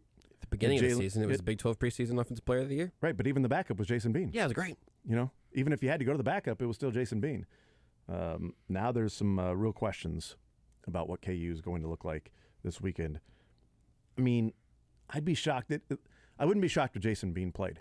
But even if Jason Bean played, I'd be shocked if he was moving around and able to create some things with his legs the way that you would hope that Jason Bean can do against Kansas State. And the fact that Kansas State now knows, those coaches, they know the tie-breaking scenario. Yeah. They know you win out, and there's a pretty strong possibility, pretty strong chance of you playing for the Big 12 championship. And you've won 14 in a row, and this is a huge build-up for the Sunflower Showdown, 14 in a row against KU in this matchup. That, yeah, go out there on the road, at home, wherever it needed to be, go there and take care of business and do that in Lawrence, and you still have everything you want as far as a conference championship to be the reigning Big 12 champions and defend that conference championship in a few weeks in the Big 12 championship game against Texas. No mention of Jalen Daniels just descending from the sky from Lance Leipold, I don't believe, today. Okay. Would like to also maybe get an update on that. Yeah. I'm guessing there's no mention because of, doesn't make the trip, street clothes, and then, well, it's Ballard, or it's a couple of other guys. Because maybe that was the question of like, well, then who would be the backup or maybe potential player? That's a good point. Yeah, like that's a good point. Yeah, it ain't Jalen. Yeah. That's what I'm saying. Because maybe they're like, look, he's already said he's tired of answering the questions about that week in and week out. So now it's like, well, I'm not asking about Jalen. I'm just saying, who would maybe be a possibility? Do you have any other quarterbacks maybe we haven't heard from in a little bit who might, I don't know, want to swing through? Yeah. First or last name of Daniels. Maybe a Jalen or a Jaden, Even a Chase. Chance McDanielson. Is Jaden Daniels, is he going to like transfer or something? What about him? Anything? Gary Danielson on the SEC broadcast. Yeah. Maybe him, It's tough, man. It just feels like it's, and if Bean does play, and certainly if he looks like himself, Leipold say very optimistic in that clip for guys not practicing. I don't know. We'll see. But Jalen Brunson can play quarterback. I bet he could. He's a point guard, It sucks so much of the heat of this matchup Yeah. straight out of the sky. And as does KU losing, which is all hand in hand with Bean getting hurt and Daniels not being available. And I don't know, man. This was going to be the most fun, high octane, high profile Sunflower Showdown and fill in the blank. And it just kind of feels like another game that K-State's supposed to win now. And that is really disappointing because there was so much energy going into this matchup. Yep. We'll take a timeout. We'll come back, continue rolling here from Andy Reid and Mick Schaefer, both on the same level of respect in the show, as far as you know, as far as Mick knows. I think that Andy Reid to Mick Schaefer in a respect spread is sort of like comparing Andy Reid to Mick Schaefer in the mustache category. Like, it is just neck and neck. Both of them really, really close in my personal record book. And coaching ability. But yeah, coaching ability, cheeseburger eating. Mustache wearing. Definitely seafood eating. Limousine riding. Mick Schaefer.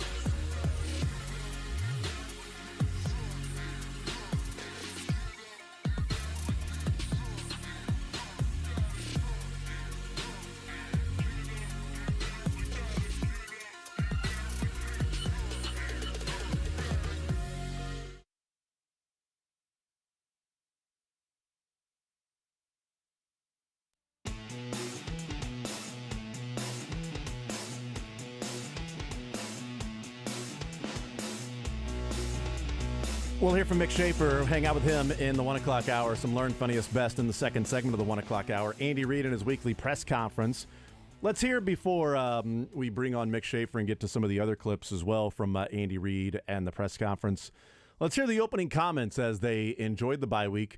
You know, the bye week came at a perfect time for the Chiefs, says every team ever. You guys have the bye the first week of the season. It's a perfect time for us because now we got a little more time to prepare and have a perfect time. No, he does not say that, but I'm just saying after the bye week, getting ready for the Eagles, Andy Reid and his opening comments on this Monday.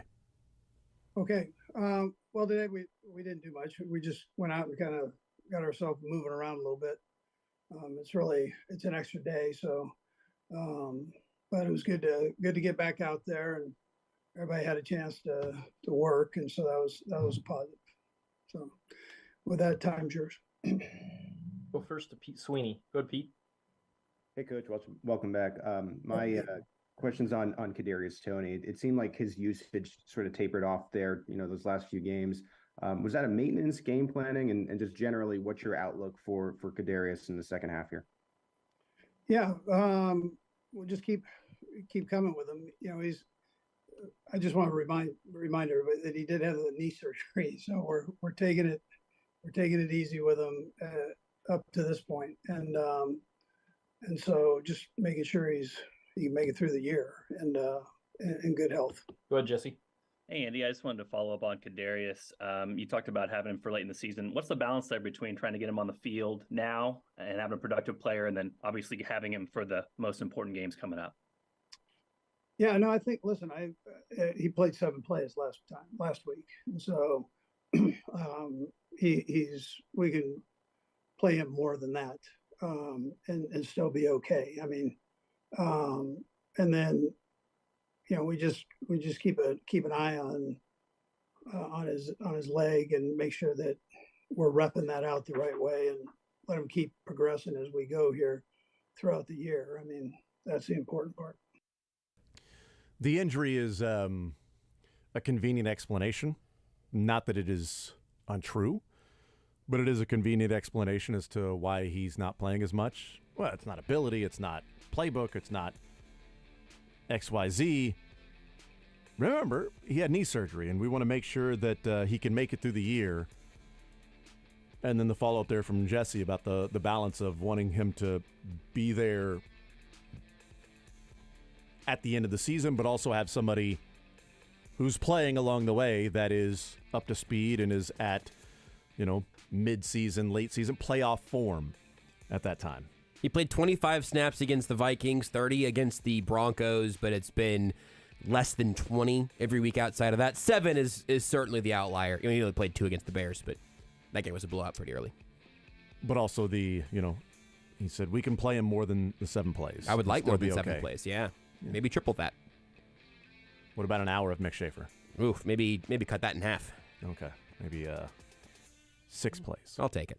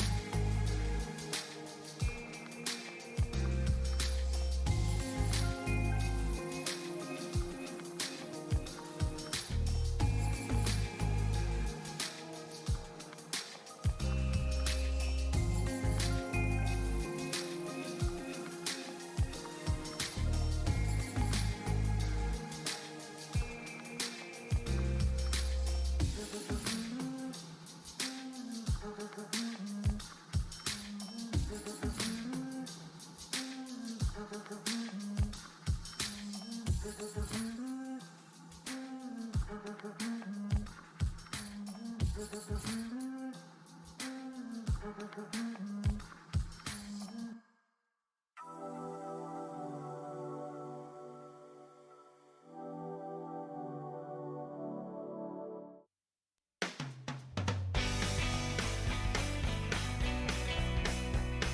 Zone is presented by Guarantee Foods, delivering all natural food to Midwestern families since 1958.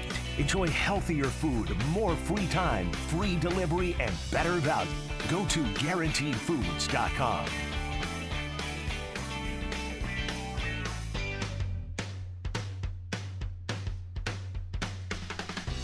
All right, we continue right here on Sports Radio 810 WHB, this Monday edition of the show. Victory Monday. Chiefs didn't even play, and it's Victory Monday. What a weekend. What a weekend. Ravens, Bengals, Jags, Chargers, all going down, all losing at home. And Travis Kelce winning in South America. So, got that going for him. Big win. Yeah, that was a nice win for him. Nice win for him. Future father-in-law wearing a Chiefs lanyard. Apparently, I've drank a little bit and made several bets with people that they will not get married. What? Taylor and Travis. Boy, you're going to lose that. A lot of people texting me, oh, you're going to have to pay up $100.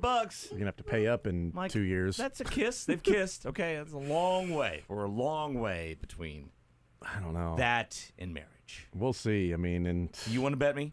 Give me some drinks. I do not. Give me a beer. Actually, I do Give not. me a beer.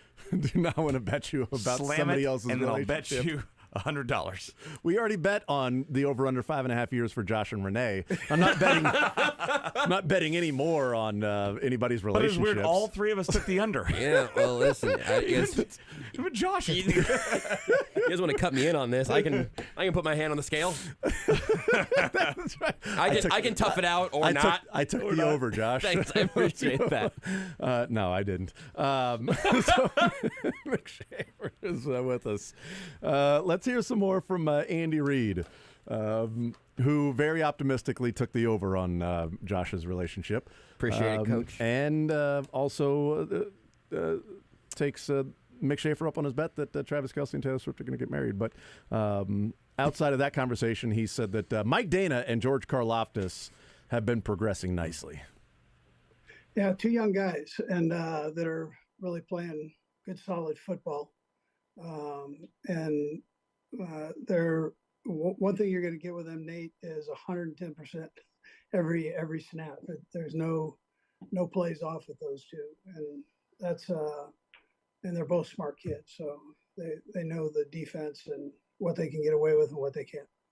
And then, secondly, Andy, when you look back at how the offensive line has played over the course of the first 9 games, I guess what is the most positive sign, and what is something that maybe you've pinpointed that the 5 guys can improve upon? Yeah, so I think we're doing a pretty good job with the run game, and for the most part with the pass game. We've got to eliminate the penalties. I mean, that's the main thing. So we take care of that. We'll be fine. Yeah, I just I feel like every year I'm going to go ahead and cut that clip, and next year during the season say that Andy Reid was asked about the penalties. Yeah, we gotta cut down on the penalties. You know, once we fix that, we'll be feeling pretty good. I mean, it's every year. I mean, this isn't a team. It's interesting, like Andy Reid coached teams and how well they play and good they are. Like, this is a team that, you know, is penalized offensively more than a lot of other teams. So it's just part of the deal. It's the go-to for every loss is turnovers and penalties, no matter how bad they were leading up to those turnovers and penalties. Like, well, all those turnovers came like on 3rd down at your own 21. You know, it was 3rd and 9 every time. Yeah. And you got 2 first downs the entire game, man. Turnovers and penalties. All right, I guess we have to deal with that. You had 1 turnover and 2 penalties. What happened? Oklahoma State lost 45-3 this weekend. Did they? Against some space college. And Mike Gundy said, turnovers and penalties. Like, oh, God.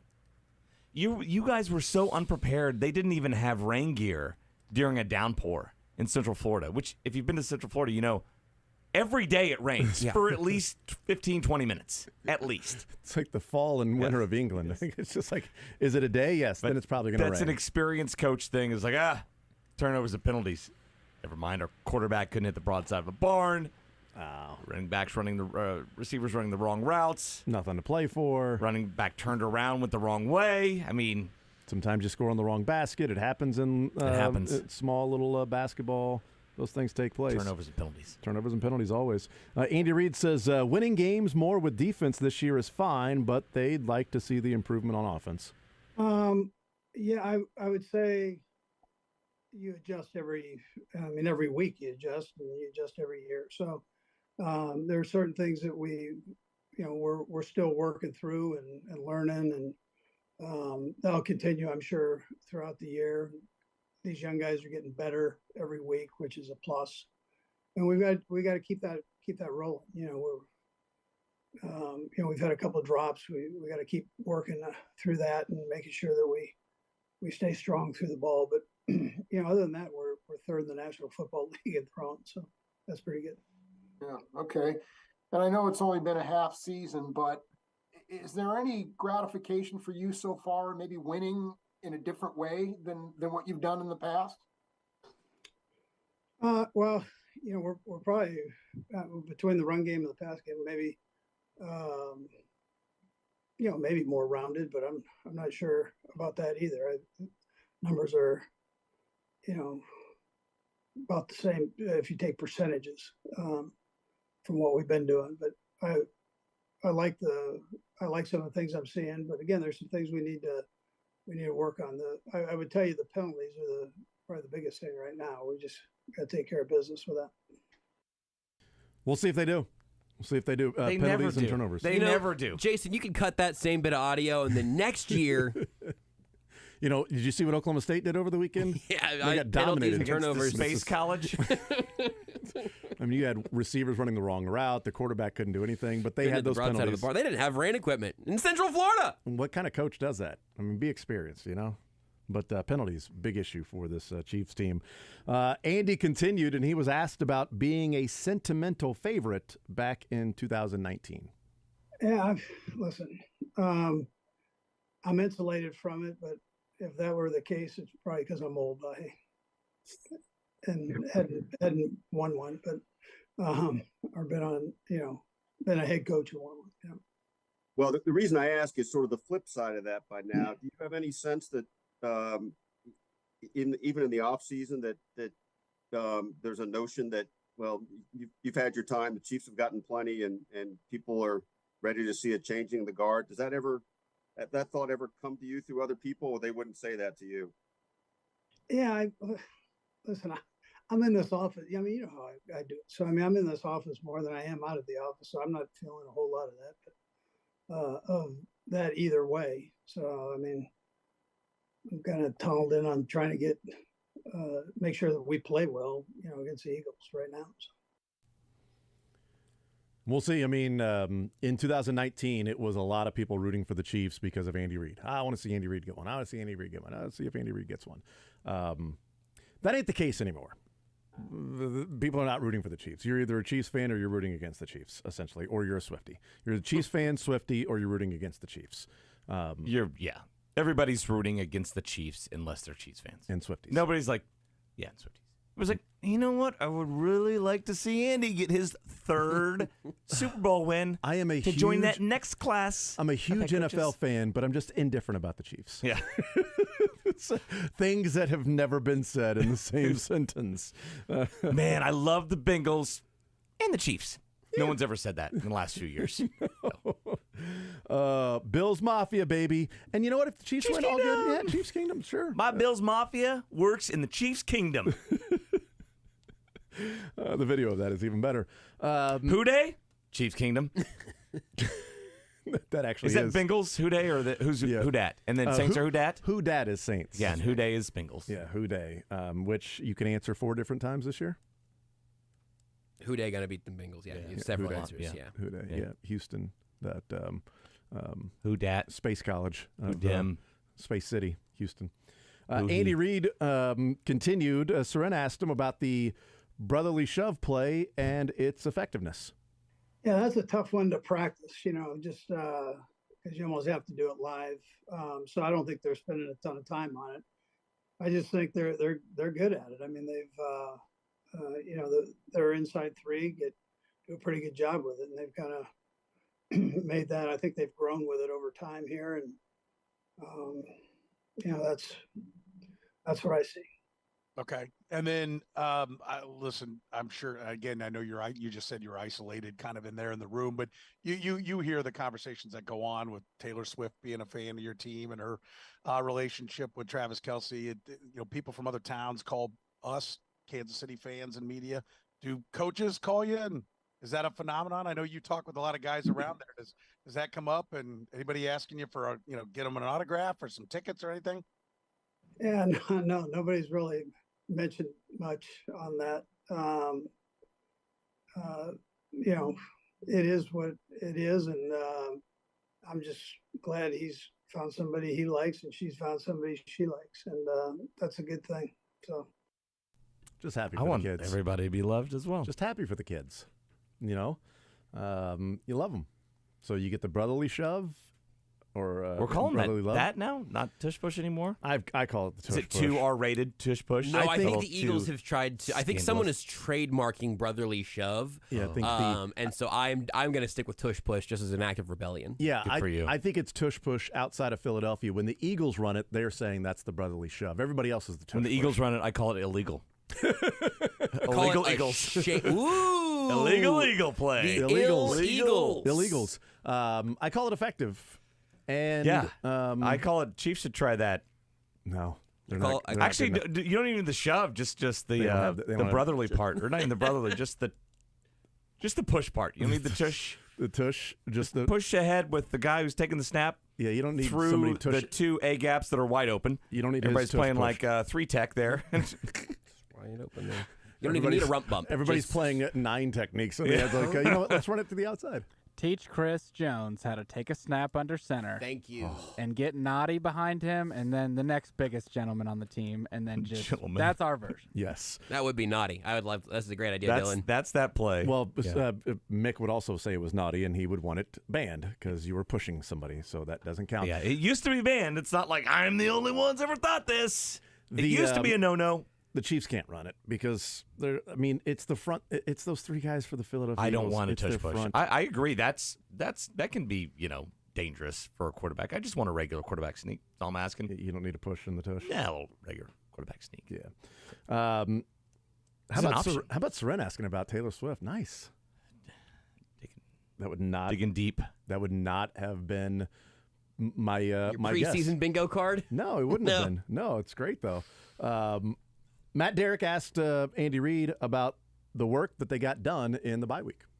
Yeah, so I think, Matt, that there's plenty of things we can work on, and it's all great what the record is and that, but the main thing that we don't care about that. We care about improving on all 3 phases, and there's room to do that. And Frazier does a great job with keeping us abreast after every game, and then you have a little bit more time to kind of work on some things and look through them, maybe at a little slower pace. But I would tell you, yes, there's things that we can get better at. I tell you that every year, though, Matt. But we've got to keep cranking and working in that area, just getting better. We'll ask to Nick Jacobs. Go ahead, Nick. Yeah, Andy, I know Germany's kind of in the rearview mirror, but what do you hope the team takes away from that performance and going against an offense of that caliber and defense to help them propel them in the second half? Yeah, they're a good football team, and so you want to keep that part. Well, you want to win games. I mean, that's what you're trying to do. At the same time, you want to get better as you go, and so coming out of that game, we met right after we landed here, and there were things that we could work on. We were all able to look at the tape as coaches on the plane, right? So there are things there that we've got to get better at, and but yet at the same time, continue to play with that aggressiveness and that attitude. So there you go. There's Andy Reid, and do you like ranch with your word salad or more blue cheese? I don't like blue cheese at all. I don't like blue cheese either. No, I can't really tell the difference, obviously, with looks. Really taste either. Really? Really? Yeah. They're both there's kinda a massive. You creamy. might be the only one that that doesn't know the difference between or can't tell much of a difference Same between way ranch and with blue hamburger and sausage pizza. Can't tell the difference looking. Doesn't matter what's in my mouth. I immediately regret that. The sausage? Everything. I'm a Caesar dressing guy personally. Love Caesar dressing. That's It's my number one. Number one, baby. Creamy salad dressing pick. I'll dip buffalo wings in Caesar dressing. I don't Same. give a bleep. I'll do anything. Yeah, how about that? Wow. I'm kind of a bad boy when it comes to I'll dip wing strategy. ranch dressing into Caesar dressing. It improves the ranch. Yeah. I dip my ranch dressing into the buffalo wings. Whoa. Yeah. Disgusting. You want some buffalo wings with your ranch dressing? No, I'm good. Actually, can I get more ranch while you're here as you're making your rounds? Sir, you've got 3 other different containers. Yeah, more, You know, please. beer hats. You with order straw. all the ancillary stuff first. I will have ketchup and ranch dressing and ice. And a a peppermint and a straw. Can I get a lemon wedge with Okay, that? what do you want with that? Well, okay, I will take a steak and mashed potatoes, a Coca-Cola. Can you give me a little time? We need just a few more minutes. We just need a few more minutes. I don't think we've ever been ready to order the first time. I think I think my kids' first words were a few more minutes. This is a great endorsement for Guaranteed Foods all over again. I'll make my wife tell me what she wants. I will type it out. We have a teleprompter there, and I'll have it right in front of me, and we will all go before her, and then it's her turn. It'll be right there in front of her face, and she just won't read the words. And they'll just scroll past, and then we'll start the whole process over again. And she's flipping the menu back and forth, and we eventually just leave and go to another restaurant. Actually, can you give us a little more time? Yeah. I thought we were ready. Yeah. Sir, you're Somebody on your else- 7th basket of chips. I'd 5 more minutes. Somebody else thought we were ready. Apparently, we're not ready. She also asked the same dumb question to me every time. Do you want to share? No! I want my own meal. Joey I'm doesn't eating. share It's a meal. food. It's a meal. You've asked me this for 23 years. It's always no. Never said yes. I think we've done that once or twice in our relationship. It hasn't been 23 years. There's been times where I'm like, I kind of not that hungry. I want to share, but I've stood my ground. Yes. You get what you want, I'll get what I want. Yes, it's the craziest thing. What about if you both order the same thing? Does that matter to you? No, if it you're does both not getting the exact. No, like, and she'll well, say- why didn't I just get something else and then we can share? We can just both Renee kinda- and I are big get different things and then kind of split it up thing. We ordered the same thing once recently, and it was shocking. She'll say dumb stuff like, "We can't have pizza. We had pizza last night." What? So did it turn bad? I still like pizza. Yes. Do my taste buds reset? No, it's in a Ziploc bag. It'll stay. We can have it another day. It's all good. Yeah. You should write a marriage book. Yeah. How to stay married. How to stay married is as strong an endorsement as it could be. But I and think the that first works. page is, don't read this book. How I Beat the Odds and Stayed Married by That's Mick right. Schaefer. How to stay married. Good luck. Yeah. It's Divorce like sounds like a lot of steps, really. It's like the arduous process. She lived to 105. What's the secret? Genetics and luck. That's the secret. No, she smoked every day. Every day. Every day and lived to 105. What's the secret? Genetics and luck. Yeah. That's the secret to living a long life. No, you know what? If you actually have black cherries every day, then you'll live to be 105. You would have lived to be 105, except for that accident that took place when you were climbing that mountain. When you were when you were 48. But you would have gotten there because you ate those cherries every day. Planned for you to get to 105. You just messed it up. Should not have been hiking. It's your fault. I mean, also shouldn't have been hiking with the significant other that was ready to get out of the relationship. And whoops, accident. You pushed her, she grabbed you. You can't guarantee a good marriage, but you can guarantee that it starts well. You can guarantee foods too. You can. But you could guarantee a good start to it if you go to Ruback Fine Jewelry, Jason. What? Hello! Check out their new location, downtown Overland Park, now open. Ruback Fine Jewelry, 913-649-8811, or visit their website at ruback.co. Who gets the ring? Your significant other gets the ring, or today, Mizzou gets the ring. I'm doing it, Jason. I think deservedly so. Mizring. Yeah. Of course, they're deserving of the ring. K-State beat a team they were supposed to beat. Mizzou stomping their way to be the third best team in the SEC, probably. And it's all brought to you by Ruback Fine Jewelry. Once you've been there once, you're going to be a customer for life. That's been the case for me, been the case for Renee. And so far, our marriage has been great. I don't know what would have happened if we didn't go to Ruback, so I'm very glad that we did. Call or text Hal today about scheduling your appointment at their new location in downtown Overland Park. Visit their website at ruback.co. I would have already won that bet had you not gone to Ruback. Absolutely true. That's right. Absolutely Yep. true. And now, I mean, who else can get a ring? I mean, maybe Taylor Swift. So you might lose that bet, you know? How many other songs is she going to put like Chiefs and Travis Kelce into, you think? I don't know, but she's got one already. She's got one. Justice, Karma is a queen. Karma takes all my friends to the summit. Karma is the guy on the Chiefs coming straight home to. Yeah. I feel like the Swifties have embraced Travis. They have. Early on, it was like, who is this mongoloid? Right? Who is this big, hairy who is this guy beautiful, that plays sports? Beautiful football playing man with this weird big mustache. bear of a man. He's definitely football player beautiful, but he's not British pop star beautiful. They had to readjust the radar a little bit to appreciate what the big Yeti really means. Yeah. Who is this guy that calls himself El Travidor? I mean, he's dating someone with a mustache? And Who's this guy that says, all right now? You said too many letters in there, actually, Mick. You already know. No. Who is this guy who cusses like a sailor? That's a good point. Taylor Swift's gotten a little more PG-13 recently. She lyrically. is way too nice to be with somebody who cusses that much. It's ridiculous. But underneath that surface, he's a family man. I Right. thought the same thing going through all of the reaction to that lyrical change. Swifties have fully not only and the kiss, the runoff stage at the end, right? It's storybook stuff. Who could not be on board with this at this point? Changing the lyric, the runoff stage, and Kelce. Look, I majored in body language for a half semester.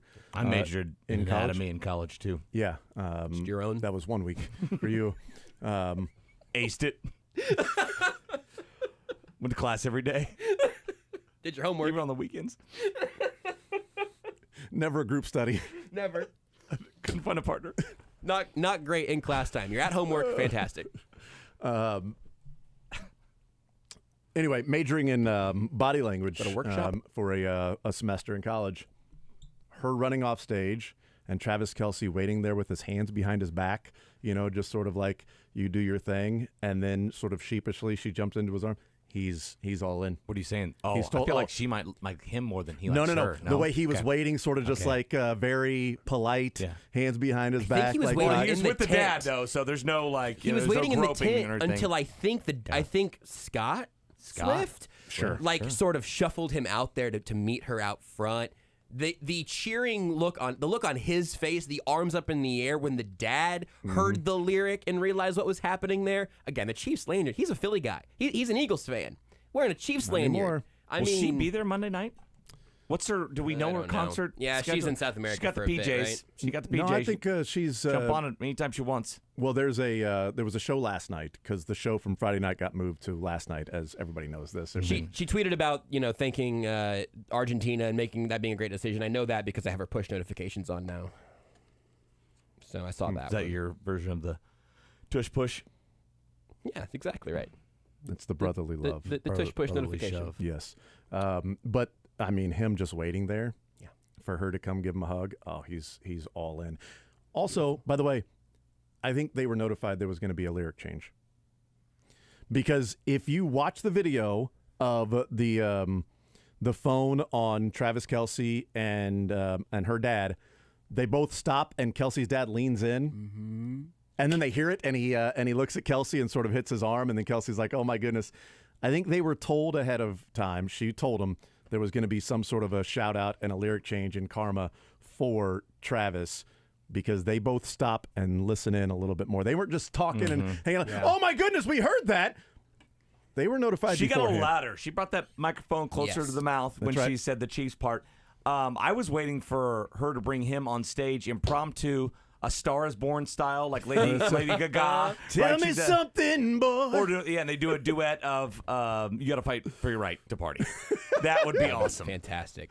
But just like a cover to it, like it's a different guitar. Sure, so yeah. It's just a different, totally. Twist to it. She might be there on Monday because she has a show Sunday in Rio de Janeiro, and then it's still Brazil the next 3 dates, but that's the next Friday, Saturday, Sunday. And that's the same time zone, right? Pretty much? Yeah, Pretty close, it's right? really You're just close. going, All just good, going yeah. north. Zip up, zip They're down. fine. I mean, Travis So- got on a private plane yesterday, and he was at practice today. Yeah. So, I mean, she's fine. Does she do practice, I wonder? Do they practice? Maybe before. Are they like baseball players, singers? They'll just practice right before the act, right? No, The word would be rehearsal typically. Yeah, practice, rehearsal, same thing. They call it training, I believe. To walk through. Damn it, I was going to do that. I was going to go to the training one. In Brazil, they call it training. Yes, and she sings on a pitch. Rehearsal around here, but I thought you were going to give the ring to them with the Ruback. I don't want to be presumptive. Mizzou earned it. I decided that she earlier. has several kit changes every show as well. Yeah. Great boots. With her boots, too. And there was somebody who jumped on stage, got sent off. Yeah, Just the sent red off. card. Which also, the backup dancers didn't know of the lyric change. No. So when it happened, and then Colin Saunders' brother. Oh, I didn't see his reaction. I saw that. I gotta find that. He just like sort of like, he was as shocked as anybody. That's by the way. That's maybe the most amazing thing about all this, it right? really And we're is. just ignoring that part. UMKC First of all, Rue that Colin graduate. Saunders, albeit the guy who can do a backflip at 300 pounds, Yes. right, has a brother who's a backup dancer, and he's got some soft tissue as well. But he can move through it all. Yep. And I've seen him dance. And he's amazing. UMKC grad. UMKC guy, related to a former chief, and then dancing with that's maybe the most amazing part. His reaction was the one they're like, oh, look at the backup dancers didn't know the lyric. He's the one that reacted like the most, like, whoa, hey, all right, and started like fist pumping to a degree. What's his name? While dancing. Is it like Connor? But spelled Cameron. K-H- Cameron with the K. K-H Cameron, not Kalen. That's his Twitter handle. Two N's. Cameron, not Kalen. 2 N's. Cameron Saunders, who is part of the backup dancer that's there. But yeah, I think Travis and Scott Swift. Yeah. Travis Swift and Scott Swift were notified before that song that there was going to be a lyric change. Watch it closer, and you could see both of them sort of like stop talking and moving and sort of listen in. And then as soon as she says it, he was like, there it was. Coming. You're right. There I it think you're was. right. And then Kelsey was like, oh my goodness, hands over the face. Like, I can't believe that the Bengals lost at home to the Texans and the Ravens lost to the Browns. This is unbelievable. I can't believe I'm winning and I'm not even playing right now. Who's more famous, Scott Swift and Taylor's mom, I don't know her name, amongst the Swifties, Mrs. Swift. or Ed and Donna Kelsey amongst football fans? I think the Swifties know every single thing about everyone they've ever cared about. And then did you see the Sunday morning, or Sunday afternoon, the tweet that went out of, maybe this is a Learn Funny is best, so I apologize if I'm stepping. Anybody have the Chiefs ticket sales worldwide? No, I did. Okay. You did, really? No. Okay, sorry. I was going to say, then I'm not going to say anything, but the worldwide search for Chiefs tickets jumped 200%. Wow. After she changed the lyric to a guy on the Chiefs coming straight up, Chiefs tickets. How do I get that? Well, I don't know. I mean, you're in Brazil. So, I mean, but worldwide, people are like, oh, Chiefs tickets. Like, well, they were just in Germany last week. You got Lizzo singing about a guy on the Vikings, right? Right. And Yeah, Taylor you're right, singing about a guy on the Chiefs. Yeah, new man on the Minnesota Vikings. And people are like, oh, that's cool. It just rhymes. And then she's like, oh, there's a guy on the Chiefs. Did you see the, and we'll take a break, Learn Funny is best. Good for Tommy Townsend. Did you see the Kingdoms Queens, the podcast Kingdom Queens, their tweet that went around yesterday? Uh-oh. It was brilliant. He said, so what happens if Taylor Swift gets a ring before the Bengals, Bills, and Chargers? Oh, so good. Oh, kudos, Kingdoms Queens podcast for that. I don't know which one of the members tweeted that out, but Everybody gets credit on the group project. Would she agree to do the Super Bowl if the Chiefs make it? Because it's a pretty late deal, right? They book those guests, right, those acts pretty late. I don't know if it's after the championship game, but I feel like it's pretty late in the season. Yeah.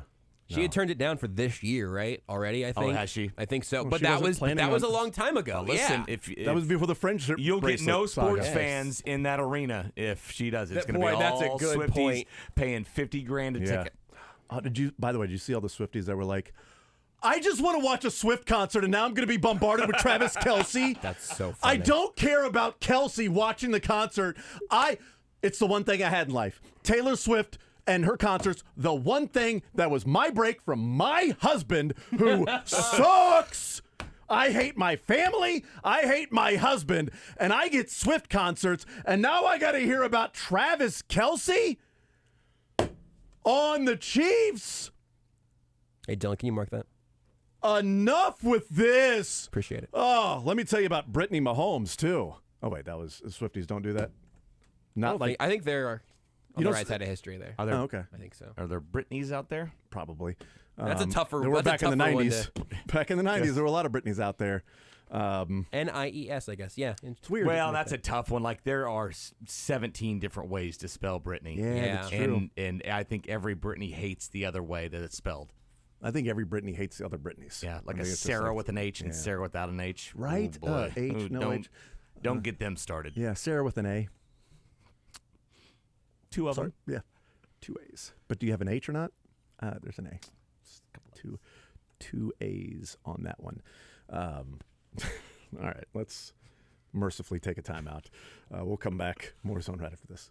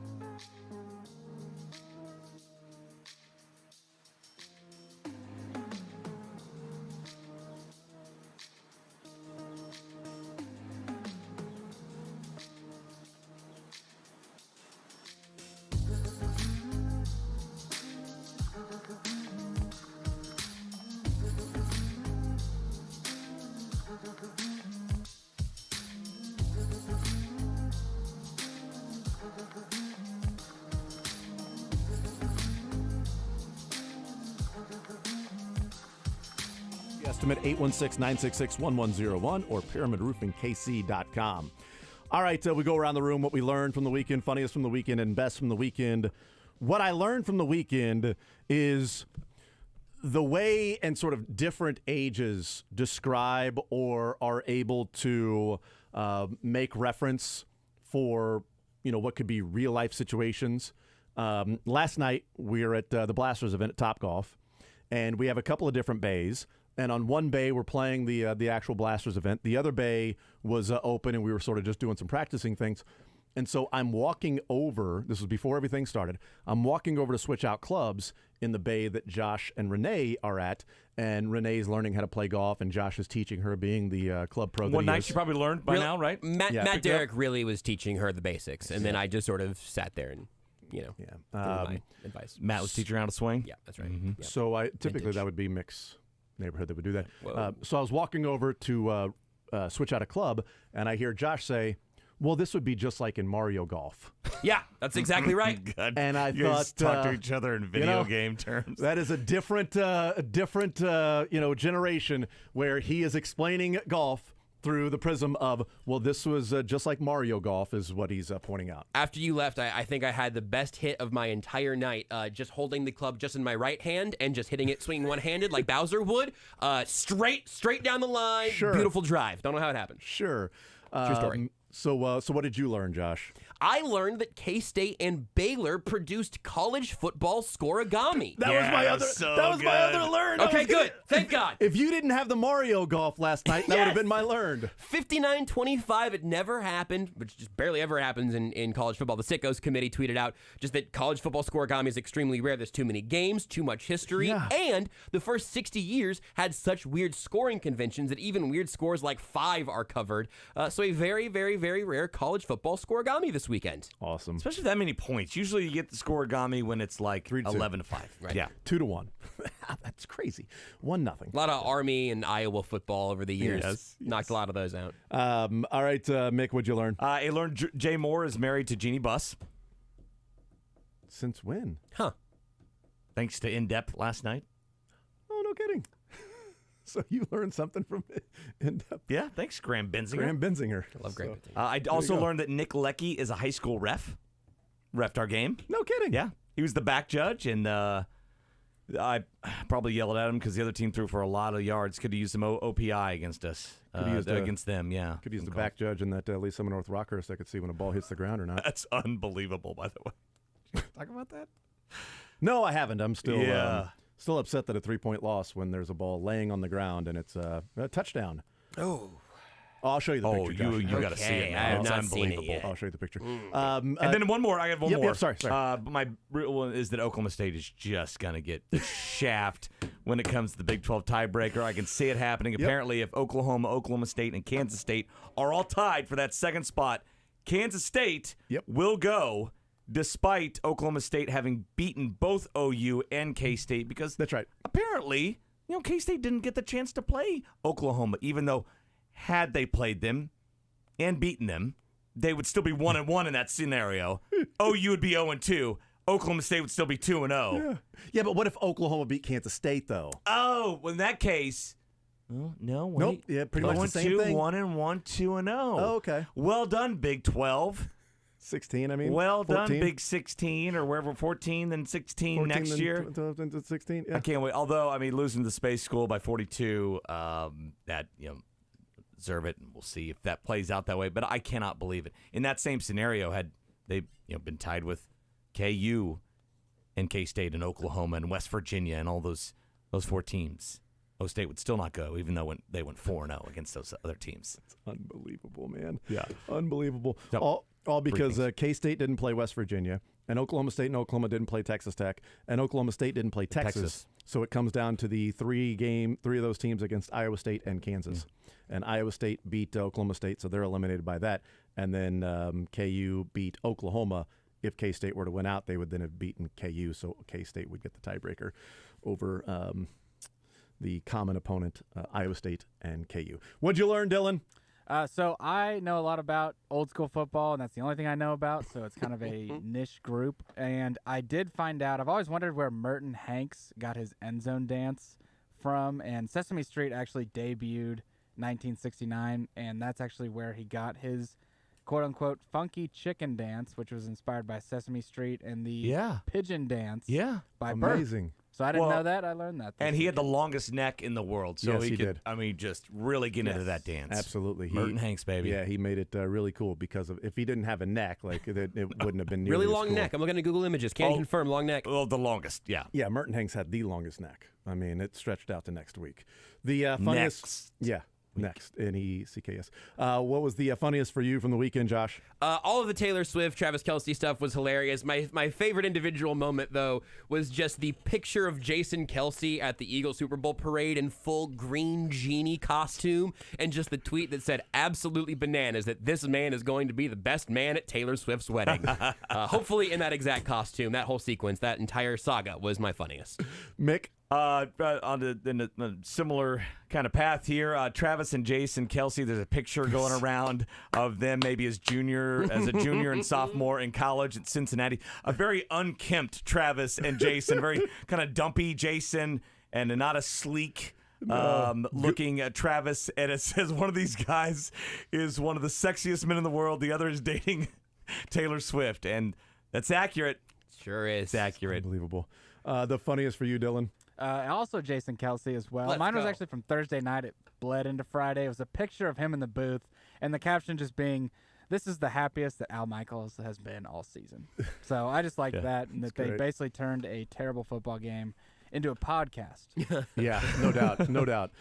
My funniest from the weekend took place yesterday. We were putting up the tree, and then we start to hang the ornaments. And so, the ornaments need the hooks on them. Some have the little thing. But so my daughter, being 4, we're hanging up ornaments, and she picks one up, and she goes, "Mommy, this one doesn't have a hooker." And she was right. There was no hooker there. And so then we go about getting the hooker for her ornament that she's putting Sounds up. like a real pro. Yeah, and then later on she was like, "Oh, we need more hookers." And I said, "You are right, honey. That is correct. Truer words never said in this house." And so we couldn't find the box of them. Like we thought they were in the storage container with all of the ornaments. So then I have to walk around and try to find the box. I find the box. I walk in, and Juliet lets Mommy know, "Mommy, Daddy's got a bunch of hookers." They were in the basement, Mommy. Yeah, and I said, "Thanks a lot, Narc." The hell, you ratting me out? I told you that in confidence, Jules. That was a confession. Do you do your pimp walk up the stairs with the hookers? Gators ornaments have hookers.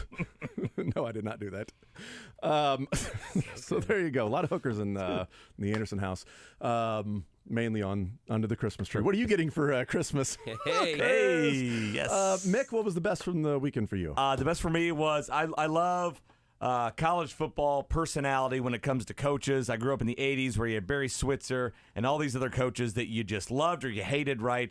And Mizzou has one in Eli Drinkwitz. And after the game, when he said our defense kicked their ass, I'm like, I've never heard that before. And there we go. There's a rivalry there with Tennessee and Missouri. And it seems to happen in the SEC with whether it's Saban or Beamer or Jimbo Fisher. Those guys will pop off a lot of times and say what's on their mind. I hate the NFL when, Andy's just clearing his throat and saying all the same things. I love personality. It's very refreshing. That was a blast to hear him say, our defense kicked their ass. Tennessee State champs, too. He said, we're the Tennessee State champs. He said that, too. Dylan, best from the weekend? I like random stats or random records that you never knew existed being broken. And 5 teams converted a game-winning field goal with no time remaining in Week 10, the most ever in NFL history. They were like all on the road, right? And they all helped the Chiefs, it seemed like. Cleveland, Arizona, Detroit, Houston, and Seattle. My best was just yesterday's NFL was pretty awesome. And then there was almost an interception in the end zone in the Titans game, and DeAndre Hopkins goes over and knocks it out of the arms of the defender, and he then did the seatbelt. So funny. Wait, is that a seatbelt? I thought it was like you're putting your sword away. I also thought that's what it was for a long time. No, it's a seatbelt? It's a seatbelt that you're... No, that's my learn. That's my learn. No, it's the defensive backs putting a seatbelt in because you've got those guys locked up or strapped up, but you're all over them in a seatbelt. I thought he's just putting your sword away because we're just sword thought for the ball or Nope. something. It's I don't putting know. a seatbelt on because you've got those guys locked up. You've got them clasped up. Also, I learned. Who puts a seatbelt on like that? I don't. I put my sword away like that. Yeah. I'm using 2, and then I've got 1, just kind of clicking it in. I don't put my seatbelt on. It was like great. that. DeAndre Hopkins, after breaking it up in the end zone. Josh Best. MNU football. Champions in the Hart South Conference. They're not making the playoffs, which is my worst. They Benedictine, Baker, and MNU all went 4-1 in conference, and champions in the Hart South Conference. How about that? 3 true champions. That's right. There you go. That's right. More zone next.